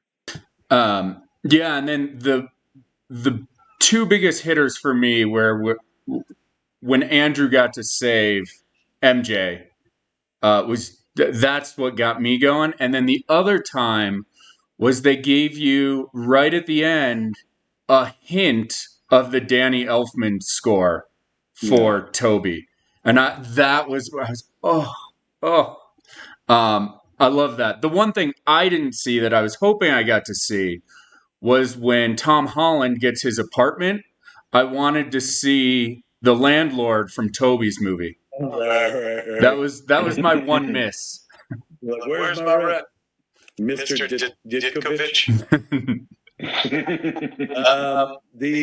How nice was that fucking Andrew Garfield moment where he talks about pulling his punches? He's like, and then I stopped pulling my punches. It was fucking dark, man, especially for like a family Spider-Man movie. It was kind of nice. Really, like they let him have that. It feels like, maybe in retrospect, that guy's like, look, I never got a third Spider-Man movie, so my closure is going to be here. And he brought it in a big bad way, in a big wonderful way. So much so that like now I'm like, make more of that. You know what I'm saying? Like, bring them all back. I mean, like, at this point, I would say anything's possible. And if they're game, I would watch another Tobey Maguire fucking Spider-Man set in that universe. I'd watch another Andrew Garfield Spider-Man set in his universe. Like, this multiverse thing is a cash cow for these cats. Can we get the thing that I want now is the Spider-Man Christmas special, where like they all come back, because fucking Ned figures out a sling ring, or whoever. Once Spider-Man reminds his friends who he is, or reminds Doctor Strange who he is, just the idea that they all show up to Peter's sad apartment to spend his first Christmas alone with Tom Holland's Peter, I think it's just really, really sweet. Dipsy Doo in chat keeps saying over and over, Kevin, Filipinos finally got their shine. Yes, Ned became a huge hero in this. And there's speculation about, like, will Ned go bad in the movie? Like, he even has that one moment where they talk about, like, my friend, like, turned into became a villain and died in my arms and stuff like that. And you're like, oh, no, are they going to play with that? Instead, Ned wound up as a big hero in the flick. So I guess that's what Dipsy Doo is talking about. And what's his name? Jacob Batalon. He did another great job. As did Zendaya. She's wonderful as MJ. Has really grown into the character. Remember in the first movie, she's just all kind of sarcasm and quips. She's very emo. But here, emo MJ. You buy their relationship. I was happy with that. Let's see what else. Sam, can I pitch my Amazing Spider-Man spinoff? Yeah. You get the actor who played Iceman from the Marvel movies. You cast Firestar. And you do Amazing Spider-Man and His Amazing Friends with Andrew Garfield. Nice. I like that. I'd watch it. Spider-Man's Amazing Friends, one of my all-time favorite iterations of Spider-Man. In terms of where this is in the Spider-Man pantheon of movies, I put it at the top, shoulder to shoulder with Into the Spider-Verse. Into the Spider-Verse probably edges it out a little bit because they went first and it's so incredibly imaginative, and they have to tell their story using, not the fucking free Spider-Mans that you've come to love over years, but some Spider characters that you hadn't heard prior to that incarnation. And just, but it edges it out just by a little, but both of those are top two for me, man. It was a wonderful time. Fuck, satisfying. And, it's a tough landing to stick, and they stuck it Spider-Man style, like one hand up in the air, one hand down on the ground, man. It's crazy wonderful. Yeah, I still think it's Spider-Verse, Homecoming, and then No Way Home for me. Because I think Homecoming, it's so John Hughesy. It's so this kid is down on his luck. It's so, come on, Spider-Man, you can do it, Spider-Man. Just those moments of him becoming, like really owning being that hero, even without Tony Stark, because Tony yanks all the tech from him about halfway through the movie, and then that's my favorite moment, I think, in the Tom Holland Spider-Man cycle is him trying to get up after the Vulture knocks a building on him. He goes, come on, Peter. Come on, Spider-Man.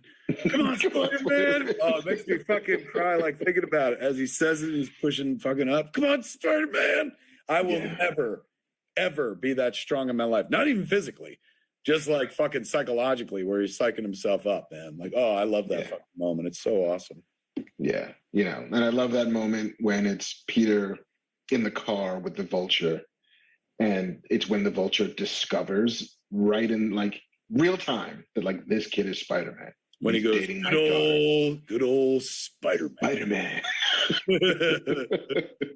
I'm gonna have a word here with Peter here. Now you go in there and you show my daughter a good time, but not too good a time, Yeah. But no, I really, really dug it. I will always find a thing or two, but as we always say, as I always say at any rate, is that you can love a thing and still criticize it, and loving a thing for its imperfections is even better than it being perfect. Dipsy Do corrected me, says, no, Kevin, I'm talking about the grandma speaking Tagalog with no subtitles. Also very cool. Very cool. Everybody got what they wanted in this movie. Come on, fat man. Come on, fat did man. we get what we wanted in this movie? Then they showed us a fucking trailer for Doctor Strange at the end of the movie. I know. Which really, think about it, weird, man. Like that's a Disney movie being advertised on a Sony film. Yeah, but it's also a Marvel movie. So yeah. Very true. Because Sony got there like, we're still trying to make Mark give a shit about Venom mid-credit scene, even though it doesn't work. I still don't give a shit about Venom. You can't make me do it. You can't give me a little scene with fucking Eddie Brock at a bar, being yanked back into his own verse, leaving a little shred of Venom goo behind.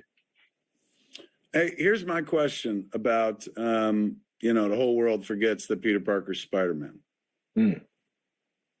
What about the Mysterio video? It's one thing to erase a memory, but like that spell alters video footage as well. Apparently, magic is the greatest hack. Fair enough. Yeah. I would have, and you guys are all like, this is what I wanted. I would have appreciated a line saying such, like, just clarify this for me, please. Yeah, like magic took care of that video as well. Oh man. Good times, ladies and gentlemen. Man. Yes, that's that fucking trailer for Doctor Strange looks fantastic. A lot more Mordo, a lot more Wanda. We saw some America Chavez, Ms. America. Yes, and apparently the dark Doctor Strange from What If was not just relegated to the cartoon.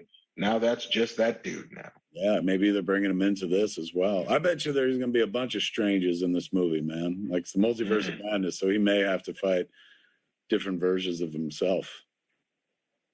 One can only hope.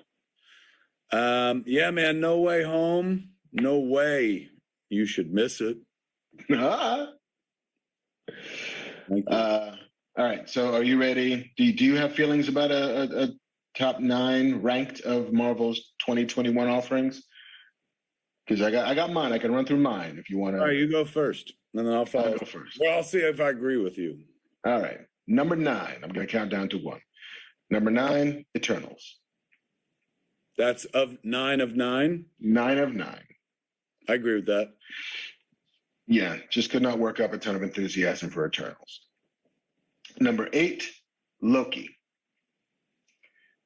Which I'd have to hear the rest of the list. Okay. Number 7, Falcon and the Winter Soldier. Okay. Number 6, WandaVision. That's lower than I would put it, but keep going. Number 5, What If. Okay. Number 4, Black Widow. Okay. Number 3, Shang-Chi. Okay. Number 2, Hawkeye. Wow.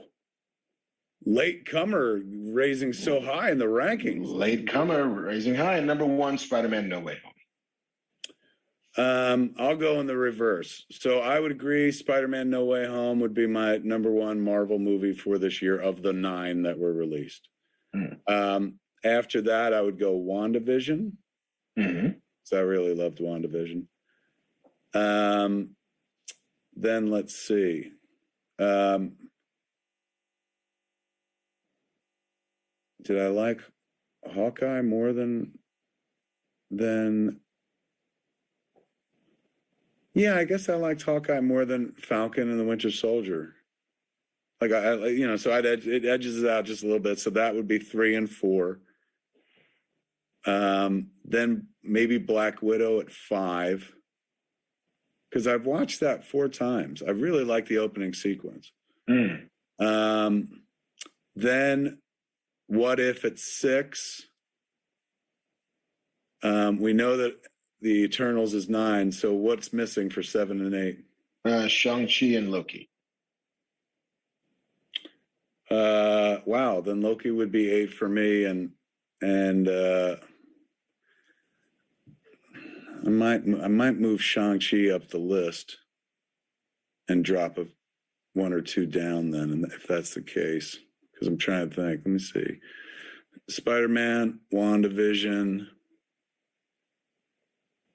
I put Shang-Chi at 3, actually, man. I had a good fucking time watching that with my wife. When I watched it, when I was just awake for it the whole time. The second time I watched it. When I actually saw it, I really dug it. Who knew? It was pretty good. So that would be 3. Then 4 would be Hawkeye. 5 would be Falcon and the Winter Soldier. 6 would be Black Widow. 7 would be What If. 8 would be Loki, and 9 would be Eternals. Checks out. Yeah, I mean, we're closer than I think maybe we thought we'd be. But yeah, especially I thought we diverged completely on Loki, but Loki's pretty low on my list too, and not because I'm like, oh, I don't like it. It's just I liked some of their other things so much more. Yeah. In my WandaVision, it's like I like where it ended, but it took me too long to get where it was going. I got rationales. Maybe I'll post them on Twitter why they ended where they ended. But yeah, it has been a strong year. And maybe this is the most Marvel we've ever gotten in a year. And hell, if it wasn't a year, we needed it. And this is what, phase 4 we're in? This is phase 4 we're in. Yeah. Which kicked off with WandaVision. Scott of Casterly Rock in chat is saying Hawkeye did Kingpin dirty. And yes, I know it happens in the comics. Look, there was a bit of Wile E. Coyote there at the end with the explosions and stuff, but he is a gigantic man. He really is. And they're playing him in the Disney Plus universe, as a little more arch than, he was in the Netflix version. Yeah. Giving him the cane, a nice touch for we longtime comic book fans. Yeah. And I probably didn't even need that last scene where Echo shoots him.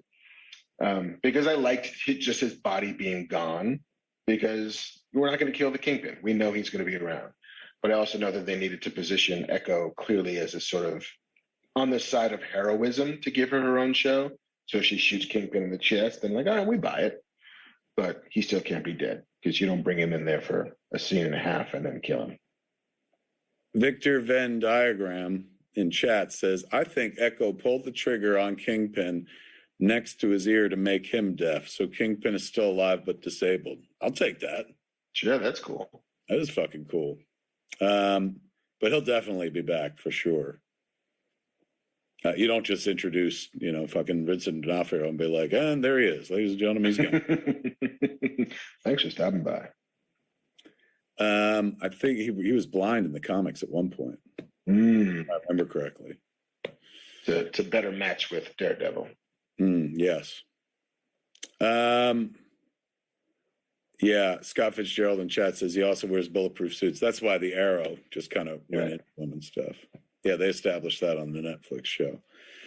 For those people who didn't, watch the bulletproof Hawaiian shirts. Bulletproof Hawaiian shirts.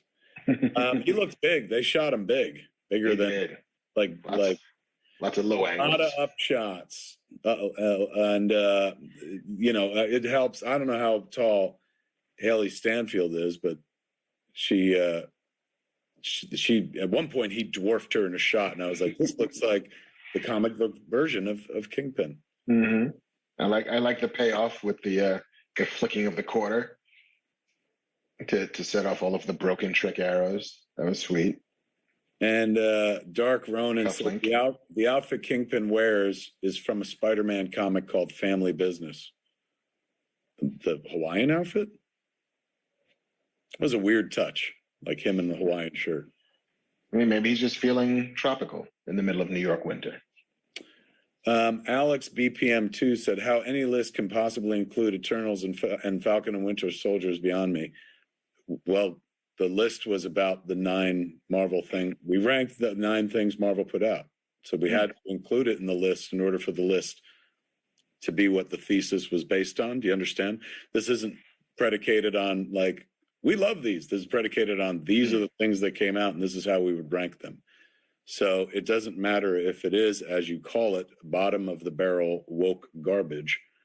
We still have to list the 9 in the order that we wanted to list them in order to complete the thesis. Does that track? I think so. It's an attack on you and the things that you don't like. It's just the idea of we had to rank 9, so we rank 9. That's all. Boy, you got a disclaimer fucking everything, don't you? Well, apparently. Yeah. Should we get into a quick flick at Matrix? Yeah, I guess we could totally do that.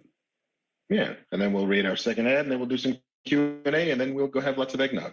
Kyle Carter says we're both on crack if Loki isn't in our top 3. Hand me that pipe. Yeah, like why? Like why? How come? Why? How come I'm not sitting here going, "You must be on crack" because it is in your top 3? Like, God damn it, man! Like, I know it's the internet, but can't you just say a thing without everybody be like, "Fuck you"? Like, yeah, and again, it wasn't even like this is my ranking of everything for the year. It's like there were 9 Marvel. Did anybody hear fucking Mark's thesis? There's 9 Marvel projects this year. We're just going to put them in the order that we enjoyed them best. Good Christ. Back the fuck off, man. Jesus. Anyway. Anywho.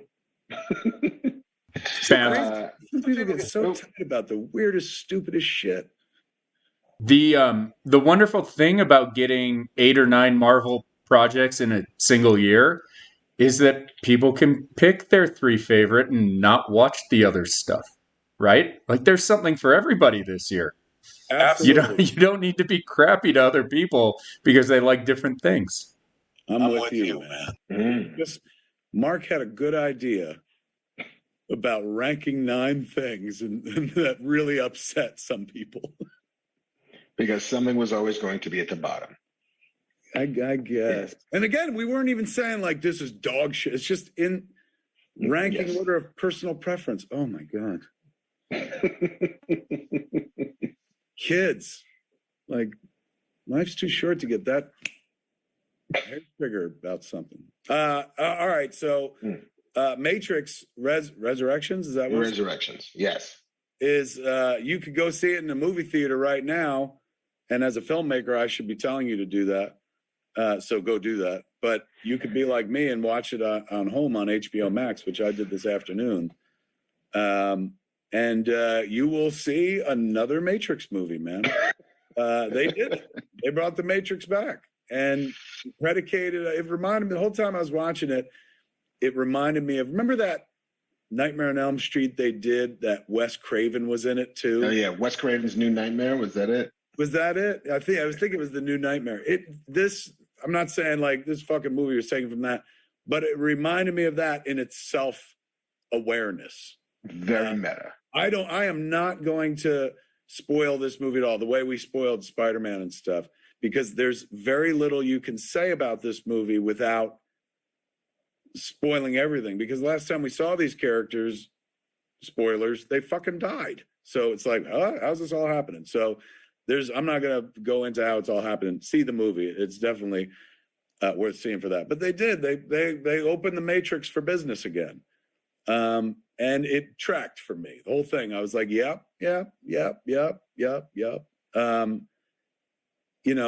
better movie than any I'll ever fucking make. That's for damn sure. Looked expensive as fuck. God, they spent a dime or two. They did. It was nice to get into that pseudo psychology again. We're like, wait, are we real? Are we like? You got to remember when the first one came out, all these ideas were incredibly new. Now, if I can just sign online and somebody will give you a theory about how we're living in a simulation and stuff based on the Matrix. So it's funny to see how self-aware they are of their legacy, and how they work it in is very clever. I thought it was very clever in terms of like, oh, all right, I see what you're doing here. That's a great way in to the story. It's self-referential. It's almost as self-referential as a fucking Kevin Smith movie. I mean, there is a sequence where, and not to spoil too much, where somebody invokes the name Warner Brothers. Yes, that fucking blew my mind at one point. I was like, oh my God, this is the Matrix reboots. Like it's very, there are a few moments where you think they might turn to the camera and be like, look what we did. But it doesn't strain credulity when they do it, but it is like how they found a way to weave it into our world. I thought was really, really interesting. How we go on the journey in the first place, I thought was clever. Like, I remember when seeing the first trailer, I was like, how do we get from what I saw at the end of the Matrix trilogy to this? And how they took us there, I didn't see coming, and I enjoyed very much. I mean, in the trailer, they gave us hints, but the movie itself, as they unfold their big fucking map, it's a journey that's worth taking. I have not finished said Matrix Resurrections. I started this afternoon and didn't quite realize the bite that I was chewing off of there. I will say, and without spoiling too much, there's a really interesting conversation the movie wants to be having in the first half of it, which is very much what the original Matrix was, is which is real and which is not real, and if you have a choice, whether or not to go from one or the other. And I feel like there's a version of this movie where you don't know which version is real and which version isn't, but this movie actually sets up pretty clearly that the one thing that could be fake is not fake, and so your character's main dilemma doesn't seem quite as ambiguous. Again, trying not to spoil too much, but it begins setting the reality of the endeavor, so it's never really a question. I think it's a bit messy, in the way it starts to peel off some of its revelations, some of its information, and some of its character stuff.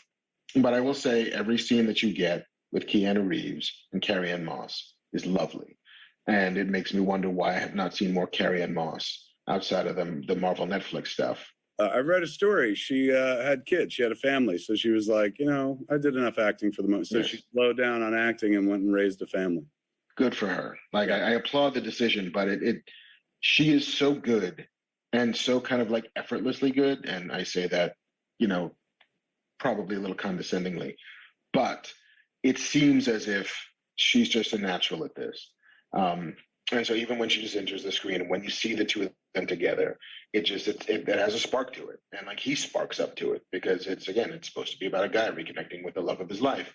And I think it tries to do this thing, and I'm not sure yet how successful it is, about reminding you of the first movie without comparing itself to it. Right. Which is an interesting trick to try and do. And when I say remind you, I mean literally cutting in footage of those first couple of movies, which is it's always that bit like at the end of a biopic when you've been seeing actors playing the real person and then they cut to the real person at the end. You're like, oh, so that's what she looked like?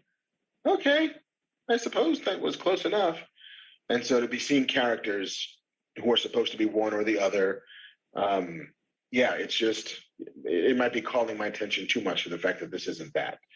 I will watch the end of this movie simply because I'm a Matrix completist. And then I will figure out how I feel about it compared to the other Matrix sequels. It so far is not the first movie. And I'm not sure that any Matrix sequel could be the first movie, because so much of that required us to not know what the fuck was going on. It demanded some semblance of being lost and then finding your way through the movie. And the more you know about the world, the harder it is to get you lost. The more it has to literally just leave you a bit adrift on the information superhighway to get lost. But I'll finish it because I'm that guy, and I'm always here for Keanu Reeves. And my rediscovered appreciation of Carrie-Anne Moss will power me through. But it's a weird one. There is in chat, there's some folks who are saying, let me see, V1LL1N, I guess. It does not look like you are impressed at all. There is zero excitement in your vibes. I'm trying not to spoil the movie. That's why. I said I liked it. I thought it was a total journey worth taking. And I was in my fucking bedroom watching it, so it's not like it was any skin off my ass. It was, 2.5 hours of time well spent, I thought. So if you're not reading that, any excitement, I mean, I didn't like as much as fucking Spider-Man, obviously, but I'm a Marvel whore. But I'm trying also not to, talking about the movie is giving the movie away, because it's a little puzzle box of a flick. And so that's all. Don't misread that as like lack of excitement. Jason McKibben says, Fat Man Beyond has been the greatest joy in my life in 2021. Thank y'all. Oh my God, that is so sweet. Mm-hmm. We like doing the show, so that's really nice to hear and stuff. What is this? Lord Corporal says, Kevin, you deserve the backlash. I don't know what backlash he's talking about. If you were talking about me when I was like, why are people talking about our list of 9? Then I don't think you understand that I was bending Mark's thesis of like, we were just ranking the 9 things. So I don't know if that's backlash. I have no idea what backlash you referred to. Let's see. For Eternia says, Motu season 2. Where are we at with that, Kev? Fingers crossed. I know as much as you do at this point. Well, that's not true. I know a lot more, but I'm still waiting to hear something. So as soon as I know something, believe me, I got a big mouth. I'll let you know something as well. Can I use this opportunity, Kevin, to clear up something that's been nagging at me? Please do. My God, it's your show as much as mine. And I feel like it's an end of the year. It's a good end of the year conversation. Yeah. Is it Fat Man Beyond 3 words? Or is it Fat Man Beyond 2 words? I always thought it was 3 words based on the fact that like it's not Batman, which is 1 word, it's Fat Man Beyond. And I think when it was Fat Man on Batman, it was Fat Man on Batman. So it's 3 words to me. Why? Do you? No, it's been 2. It's 2 words. It's 2 words to me. Look at you, man. Guys live in the same reality so completely far apart. Just because it was always a sort of sobriquet, what is the word for that when you make up a word? But it was based on Batman, which is 1 word, and so Fat Man also felt like it was 1 word. But I stand corrected. This was your podcast before it was our podcast, and you set the tone and the tempo. So if it's 3 words, I will adjust accordingly. I'm also not passionate enough to. But if you look at the logo like on screen, the one that's above your head on the YouTube channel, like the F and the M are bigger than the at and the an, seeming to indicate 2 separate words. I've always felt it was 2 separate words, but that's just me. I can't believe that's been bugging you this long, and like you haven't thought to ask until now. We talk all the time. And you're like, is it 3 or 2 words? Instead, you're like, I got a soul-searing question to end the year. Well, it's one of those, like, it doesn't bother me enough to remember that it bothers me. Like I'll think about it, I'll read something or whatever, and like, oh, is it 3 words? And then it just completely skips my mind. But now I don't know why it dug in. Maybe it's because we weren't doing any real news today and I had more brain space. But I'm glad we got to the bottom of that. Look, problem solved, like gentlemen. Hyperhex says, can we talk about Elvis now? Mark will sign off if we start talking about Elvis again. Hyper. Banffman is here. What's up? We have failed to mention that we are less than 1 week away from Book of Boba Fett, though. Is that right? Is that when it starts? Oh my God, what a great fucking time of year, man. Like fucking you could watch The Matrix at home if you got HBO Max. Hawkeye just finished up. Spider-Man's in a movie theater. And now we got fucking more Star Wars coming our way. Tuesday at midnight. Tuesday, so of next week. Yeah. We also plug, if you're in Los Angeles, we're doing Twin Sun Tuesdays for $2 tacos, $2 off blue milk, $2 off Binary Sunset Pale Ale. And if you come repping Boba Fett, we give you an additional $2 off all night. Wow. And if you hang out till midnight, we will not be showing anything that Disney owns. Nice. Looks like we'll have to reschedule our podcast then. We can't fuck with $2 Twin Suns Tuesdays. The podcast is a special event, so that will pick up after Fat Man Beyond ends. Okay. So wait a second. Tuesday is when it begins. How many episodes, Book of Boba? Anybody know? I do, but I don't think I can say. They haven't announced it yet. I don't think it's been announced yet. We do know our boy Dave Klein shot it. DP Dave Klein, baby Dave himself, who shot Clerks, Mallrats, Chasing Amy. I would bet Book of Boba is more than 4, but less than 10. There you go. I will confirm that. Decent enough guess. If you've not seen Spider-Man No Way Home and therefore have not seen, everyone in chat is saying it's 7 episodes. Yes, it is. Chat is correct. Chat is correct. If you've not seen Spider-Man and hence have not seen the trailer for Doctor Strange in the Multiverse of Madness, they put the trailer up online today.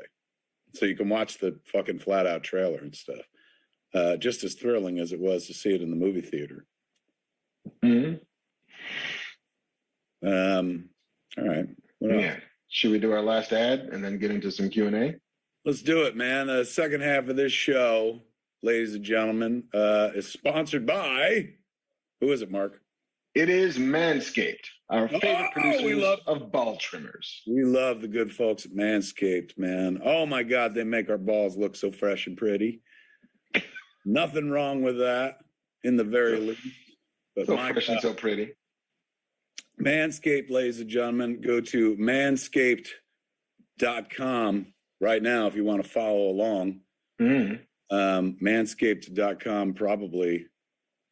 There's a something else. /Fatman. I'm gonna click on this link here and probably bring me up a Google Doc. There you go. There it is. There it is. Now Manscaped tends to do some good copy, don't they? You know, they've been known to tweak a word or two and make a little piff happen. Kids, if you want to follow along, go to manscaped.com/fatman. I believe that's our code, right? Mm-hmm. You're going to get 20% off with free shipping by going to manscaped.com/fatman. You're going to have a happy new year for your balls. Here's the copy that the good folks at Manscaped have come up with for this week. Hey, fellas. This episode of Fat Man Beyond is brought to you by our favorite producers of ball trimmers, Manscaped. The global leaders in below-the-waist grooming are leaving 2021 with new product. Clean yourself into the new year with their ultra-premium body wash, which I've used. Also, special offer alert, go to manscaped.com/fatman for 20% off and free shipping at manscaped.com. 4 million men already trust Manscaped. Time to join in. Oh, man, they didn't give us any fun copy. Yeah. No, the first talking point is pretty good, though. Let's see. 2022 is on its way, and the last thing you want is to be the guy with pubes getting in your way of making this year your best yet. Yeah. Holy shit. Could you imagine if you're like, the only difference between me having the best year yet and not is my out of control fucking pubes. I've got to get them under control. Is this Horseshack-sized bush? 2021 sucked, and that's why Manscaped are making a splash and upping your grooming game, man. Their signature Lawnmower 4.0 is here to take down every pube in its path. That's right. Don't you want a crew cut right over your dick? Yes, sir. Yeah, Manscaped gonna give it to you, man. They're amazing, the good folks at Manscaped. Let's talk about being clean, feeling and smelling good. The new ultra premium body wash from Manscaped, ladies and gentlemen, solves all three for the perfect addition to your daily grooming routine. But in the shower, you do it in the shower where you do your private business. I shower every day, and I hope you do too. That's not true. I shower as often as I can. If I'm going out, I shower. But if I'm staying home and shit, days will go by where I don't shower.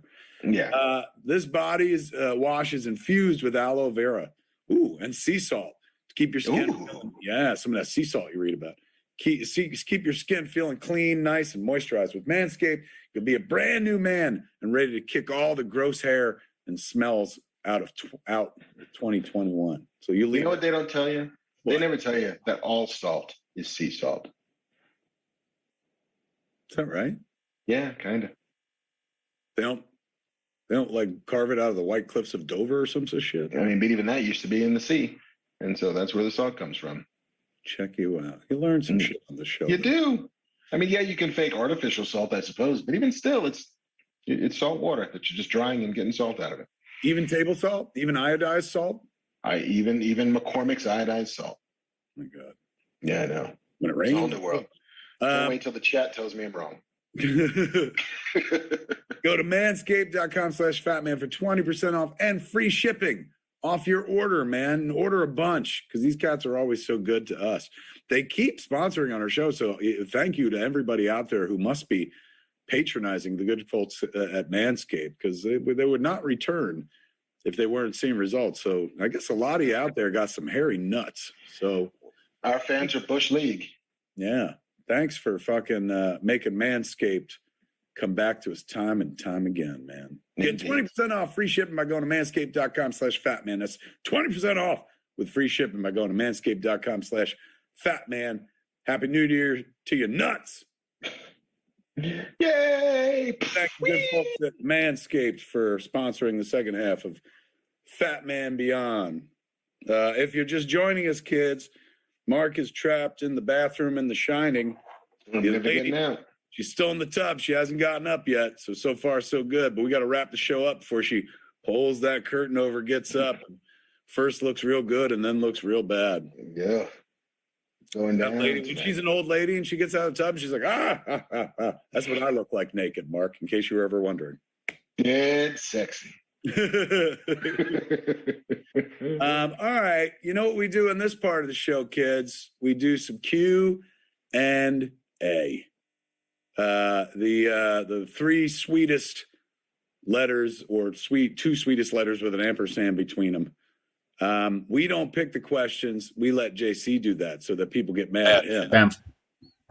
I'm taking enough shit, apparently.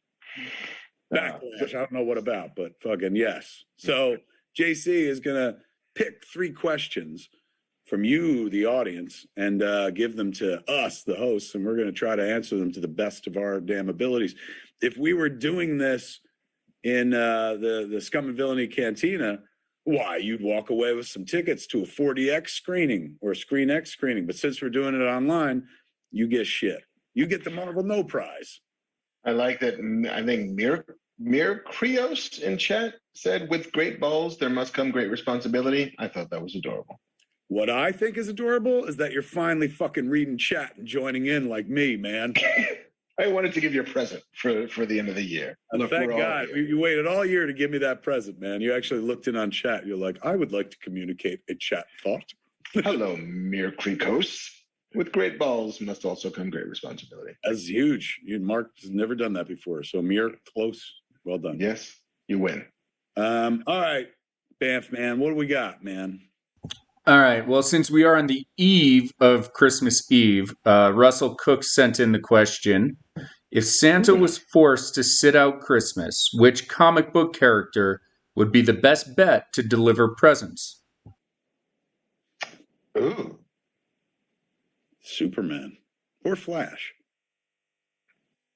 But Superman can carry the presence. You know, Barry or Wally or whoever the Flash is, he's got strength, but he's more fast than anything else. So it's great to have a guy with speed, but unless he's towing the fucking sleigh himself, I think Superman. I mean, think about this. We know that Superman can turn back time and shit. We've seen it.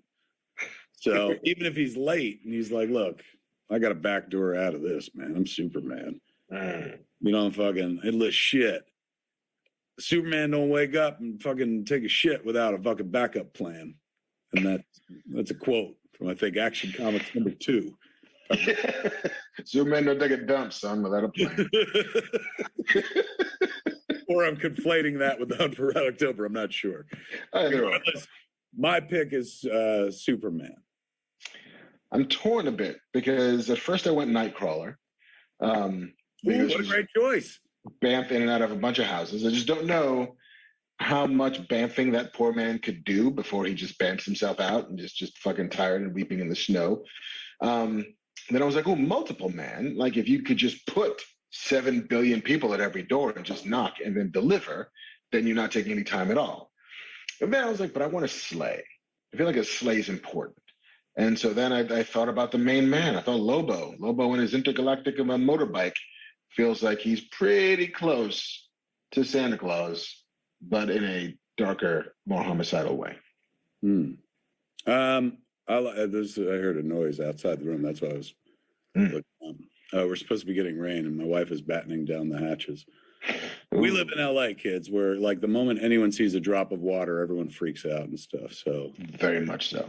And this house can get leaky. So when we hear rain's coming, it's like, oh no, we got bad water karma in this house. Get out the buckets. What about if you had a group effort? What if it wasn't one person? For example, if you had the Avengers doing it. So you can have Ant-Man shrinking all the presents down to a carryable size. And then who's the Eternal that's super fast? Just oddly enough. No. Another guy. Makari? Was it Makari? Makari could help. I'd have just given to Quicksilver, but yeah, that's true. There's Quicksilver as well. Wanda could be very helpful in this. Tony Stark would try to come up with a technological fix, but turn it into a fucking robot that tries to kill us all. So we'd better leave him off of the plan. Magic might be better. I mean, Santa's magic anyway, so maybe we should be looking at magic characters. So I was just thinking about Morpheus. I mean, A, he would know exactly what you want because he can peep in on your dreams. And B, wouldn't a good dream be a fantastic Christmas present? Could you imagine you fucking caught Santa and he looked like Morpheus? In that suit, all black eyes. Giant fucking suit draped around him. I like that answer. I like both answers. I like the fact that we had answers. It's a good question. If we were at the cantina, we'd give you something. But you'd win tickets and a poster from Dark Knight Returns. We'd give you some of that. There you go. All right, what do we got next there, JC? It's a good question. Jim Chapman asks, a lot of people want to see Toby and Andrew back. I pitched my movie earlier, which was My sling ring. I was opening a portal. Nice. Thank you. My movie was Spider-Man and His Amazing Friends. Jim Chapman wants to know how do you want to incorporate Toby and Andrew back into the MCU? Give them their encore performance.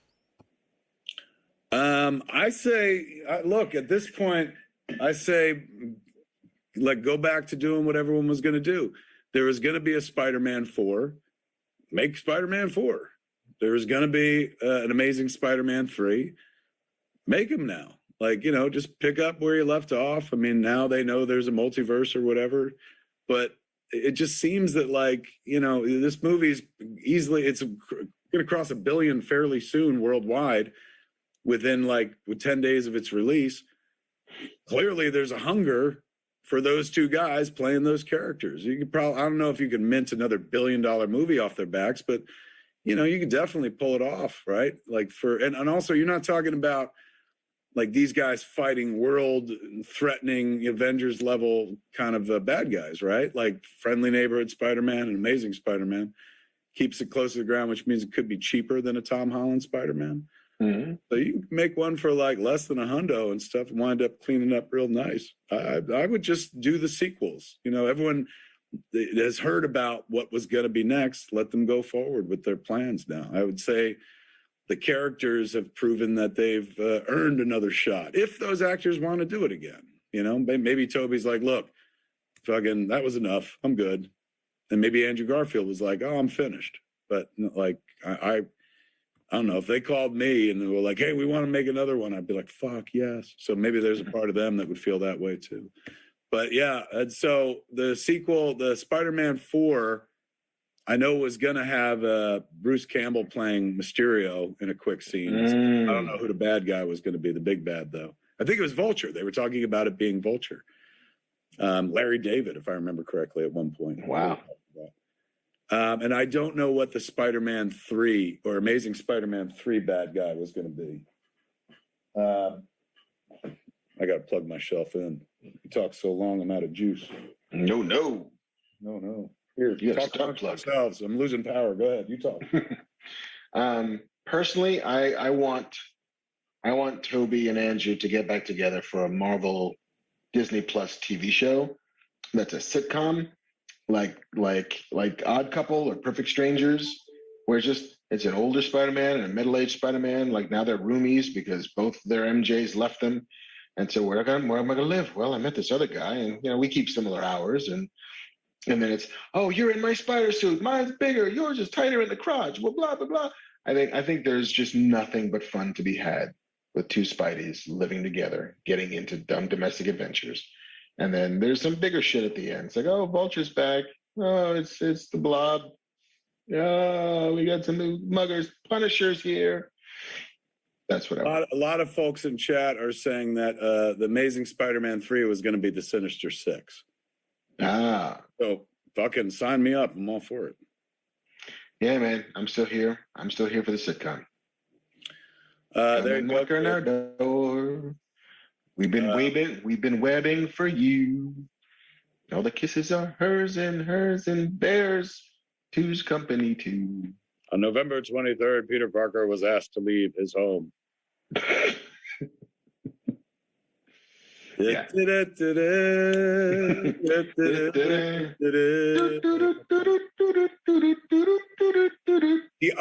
odd thwipple. The odd thwipple. Sounds like there should be a third in this thwipple. Well, there will be. There will be. Which MJ is my MJ? We'll share the MJ. That's true. Like in a world where everyone who knew Peter Parker was coming through, they could have brought back Kirsten Dunst. Mm-hmm. But you know, time. They just didn't have the time. How much money are we going to spend? Did you get the impression at the end of Spider-Man that they were going to reveal that J. Jonah Jameson was Mysterio? That's what I thought, because they did the shot of him at the end where he's just like, you know, they were doing life after people forgot who Peter Parker was. Oh, I guess it's the wind is blowing something fierce already. Ooh.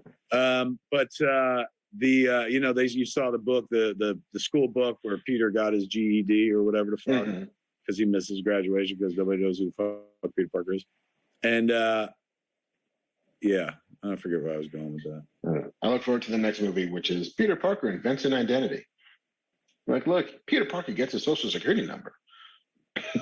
Peter Parker forges a birth certificate. He's unknown to the world. All right. Another good question. All right. We got one more to go. Okay, last question. The Ryan T. Show podcast is interested to know, what film did you enjoy the most all year? Little last minute rec going into the end of the year. I mean, I'm tempted to say Spider-Man because it was such a crowd pleaser. But what film did I enjoy the most?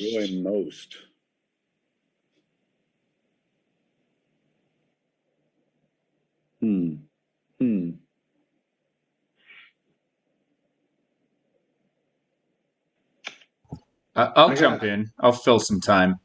As much as I liked Spider-Man, I think the last 10 minutes of Ghostbusters was the most fulfilling thing I've seen all year. I'm with you on that. I was pretty down. I'm entering 2021 movies to see what came out. Now I'm going to go through every one of them. No. January 10th, 2021. Feature films released between 1/1/21 and 12,000 titles. What the fuck? That seems wrong. Yeah, let me scroll through and see if there's anything that leaps to mind where I was like, oh, that was my favorite experience. I think I'm going to watch Licorice Pizza tonight. I just got the screener of the new Paul Thomas Anderson movie. Yeah, I got a bunch of screeners I got to go through. I just got the screener for Nightmare Alley, which I watched. Oh, did you? Yeah. I'd watch the fuck out of that. I watched The House of Gucci. Mm-hmm. I watched whatchamacallit, the other Oscar movie. I don't know. I've seen a few of the Oscar screeners so far, but I watched Being the Ricardos. Oh yeah. Yeah, it was worth watching. They did great. Like those two will definitely get nominated. I feel like.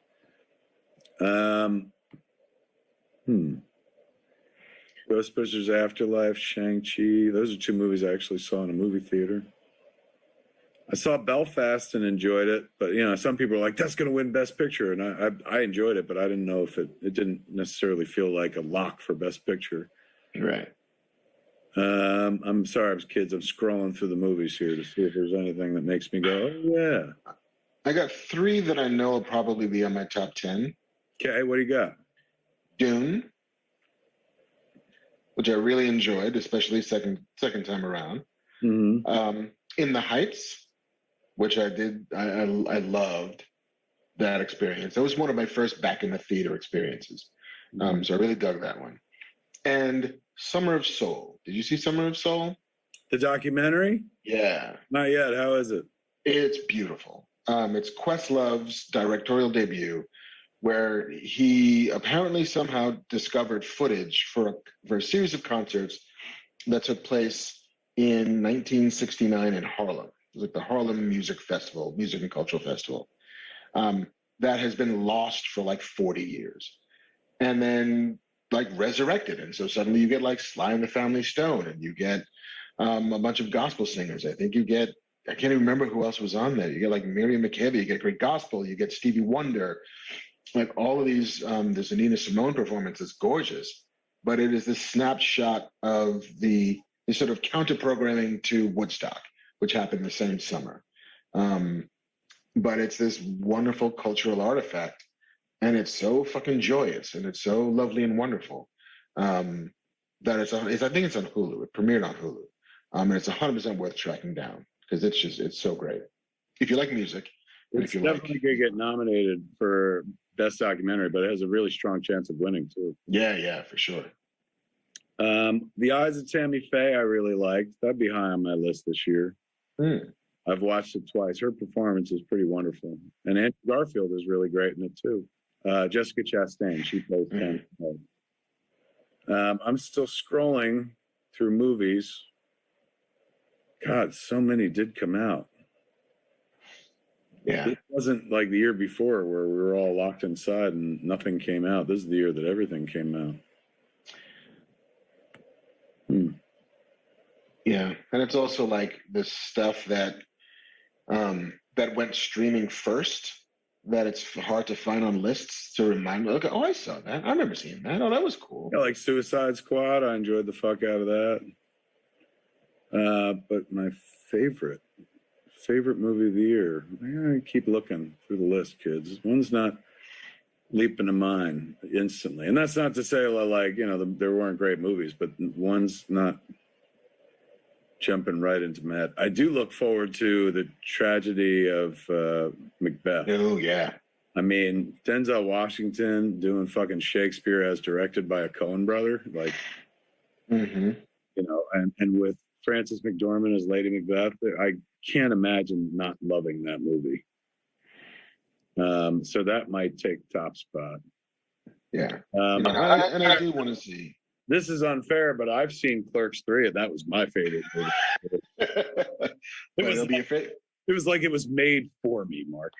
It's your favorite movie of 2022 and 2021. And 2021. Ghostbusters was really I agree with JC. The last fucking half hour of Ghostbusters was incredibly rewarding, emotionally satisfying, everything a movie's supposed to be and make you feel and stuff like that. But I guess we'll come up with our real lists. We come back in 2022. I can't imagine we'll do this again before 2021's over. So this will probably be it, kids. This will be it. You know what else was great? I remember seeing this. When did I catch this? Must have been over the summer. Mitchell versus the Machines. Oh, that was by one of the guys, or both of the guys that did Into the Spider-Verse, right? Yeah, Miller and Lord. Yeah, produced it. It's on Netflix. It's great. It is so great. I can't recommend it highly enough. If you missed it when it came out, in June or whatever the hell it was, it's worth circling back for. It's a ton of fun. I will look for it, man. I like those guys. Zack Snyder's Justice League, I'd put that on my top 10 list this year. 4 hours. I had a good time watching that. It could be 2 or 3 slots in your top 10. Yeah, it could take a couple. Mark did a whole podcast on how much he liked it. That's true. It was great. Absolutely. Yeah. A lot of people talking about Pig, too. Did you see Obama's list? And it had Pig on it as well. He's got eclectic taste for a former president. I didn't bump into anything on his list. I respected it, but I was so glad to see, like most of us, he too is I like Nick Cage. That guy's got a future. You see that fucking trailer for the new Nick Cage movie where he plays Nick Cage? The Unbearable Weight of Massive Genius. Is that what it's called? Oh my God, it looks fantastic. Don't you hate yourself for not suggesting that movie sooner? Nick Cage, be like, hey man, you want to do a movie where you play yourself? Yes, I do. Yeah, yes, I do. Kids, we're a few days away from Christmas or the holidays, colloquially or whatever. So have a merry one or a happy one, whatever you're going to have. Thank you. Of course, you can see the snowflakes falling in our Fat Man Beyond screen, a holiday theme here. Isn't that sweet? Compliments of JC. Nice job. We enjoy this time that we get to hang out with you every week, mostly every week. Astrid Haven said, dude, talk about Spider-Man and we're out. Well, Astrid, we did that, back at 7:00. When did we start this show? 6:00? 6:00. Just scroll back a bit. Yeah, it's 6:38. I mean, we've been doing the show for 2 hours and 40 minutes now almost. So I feel like, wait, when did we start? We started about 6:20. Over 2 hours. We talked about Spider-Man a long time ago. This is the end of the show. So it is. Go rewind to the top. We thank our sponsors, the good folks at Keeps, the good folks at Manscaped. We thank JC, who's taking time away from his family vacay in Big Bear to be with us and make sure the show is coming to y'all. We thank the good folks at Marvel who put out a bunch of stuff this year. 9 things, which we put in order. And quite a controversy with. Apparently.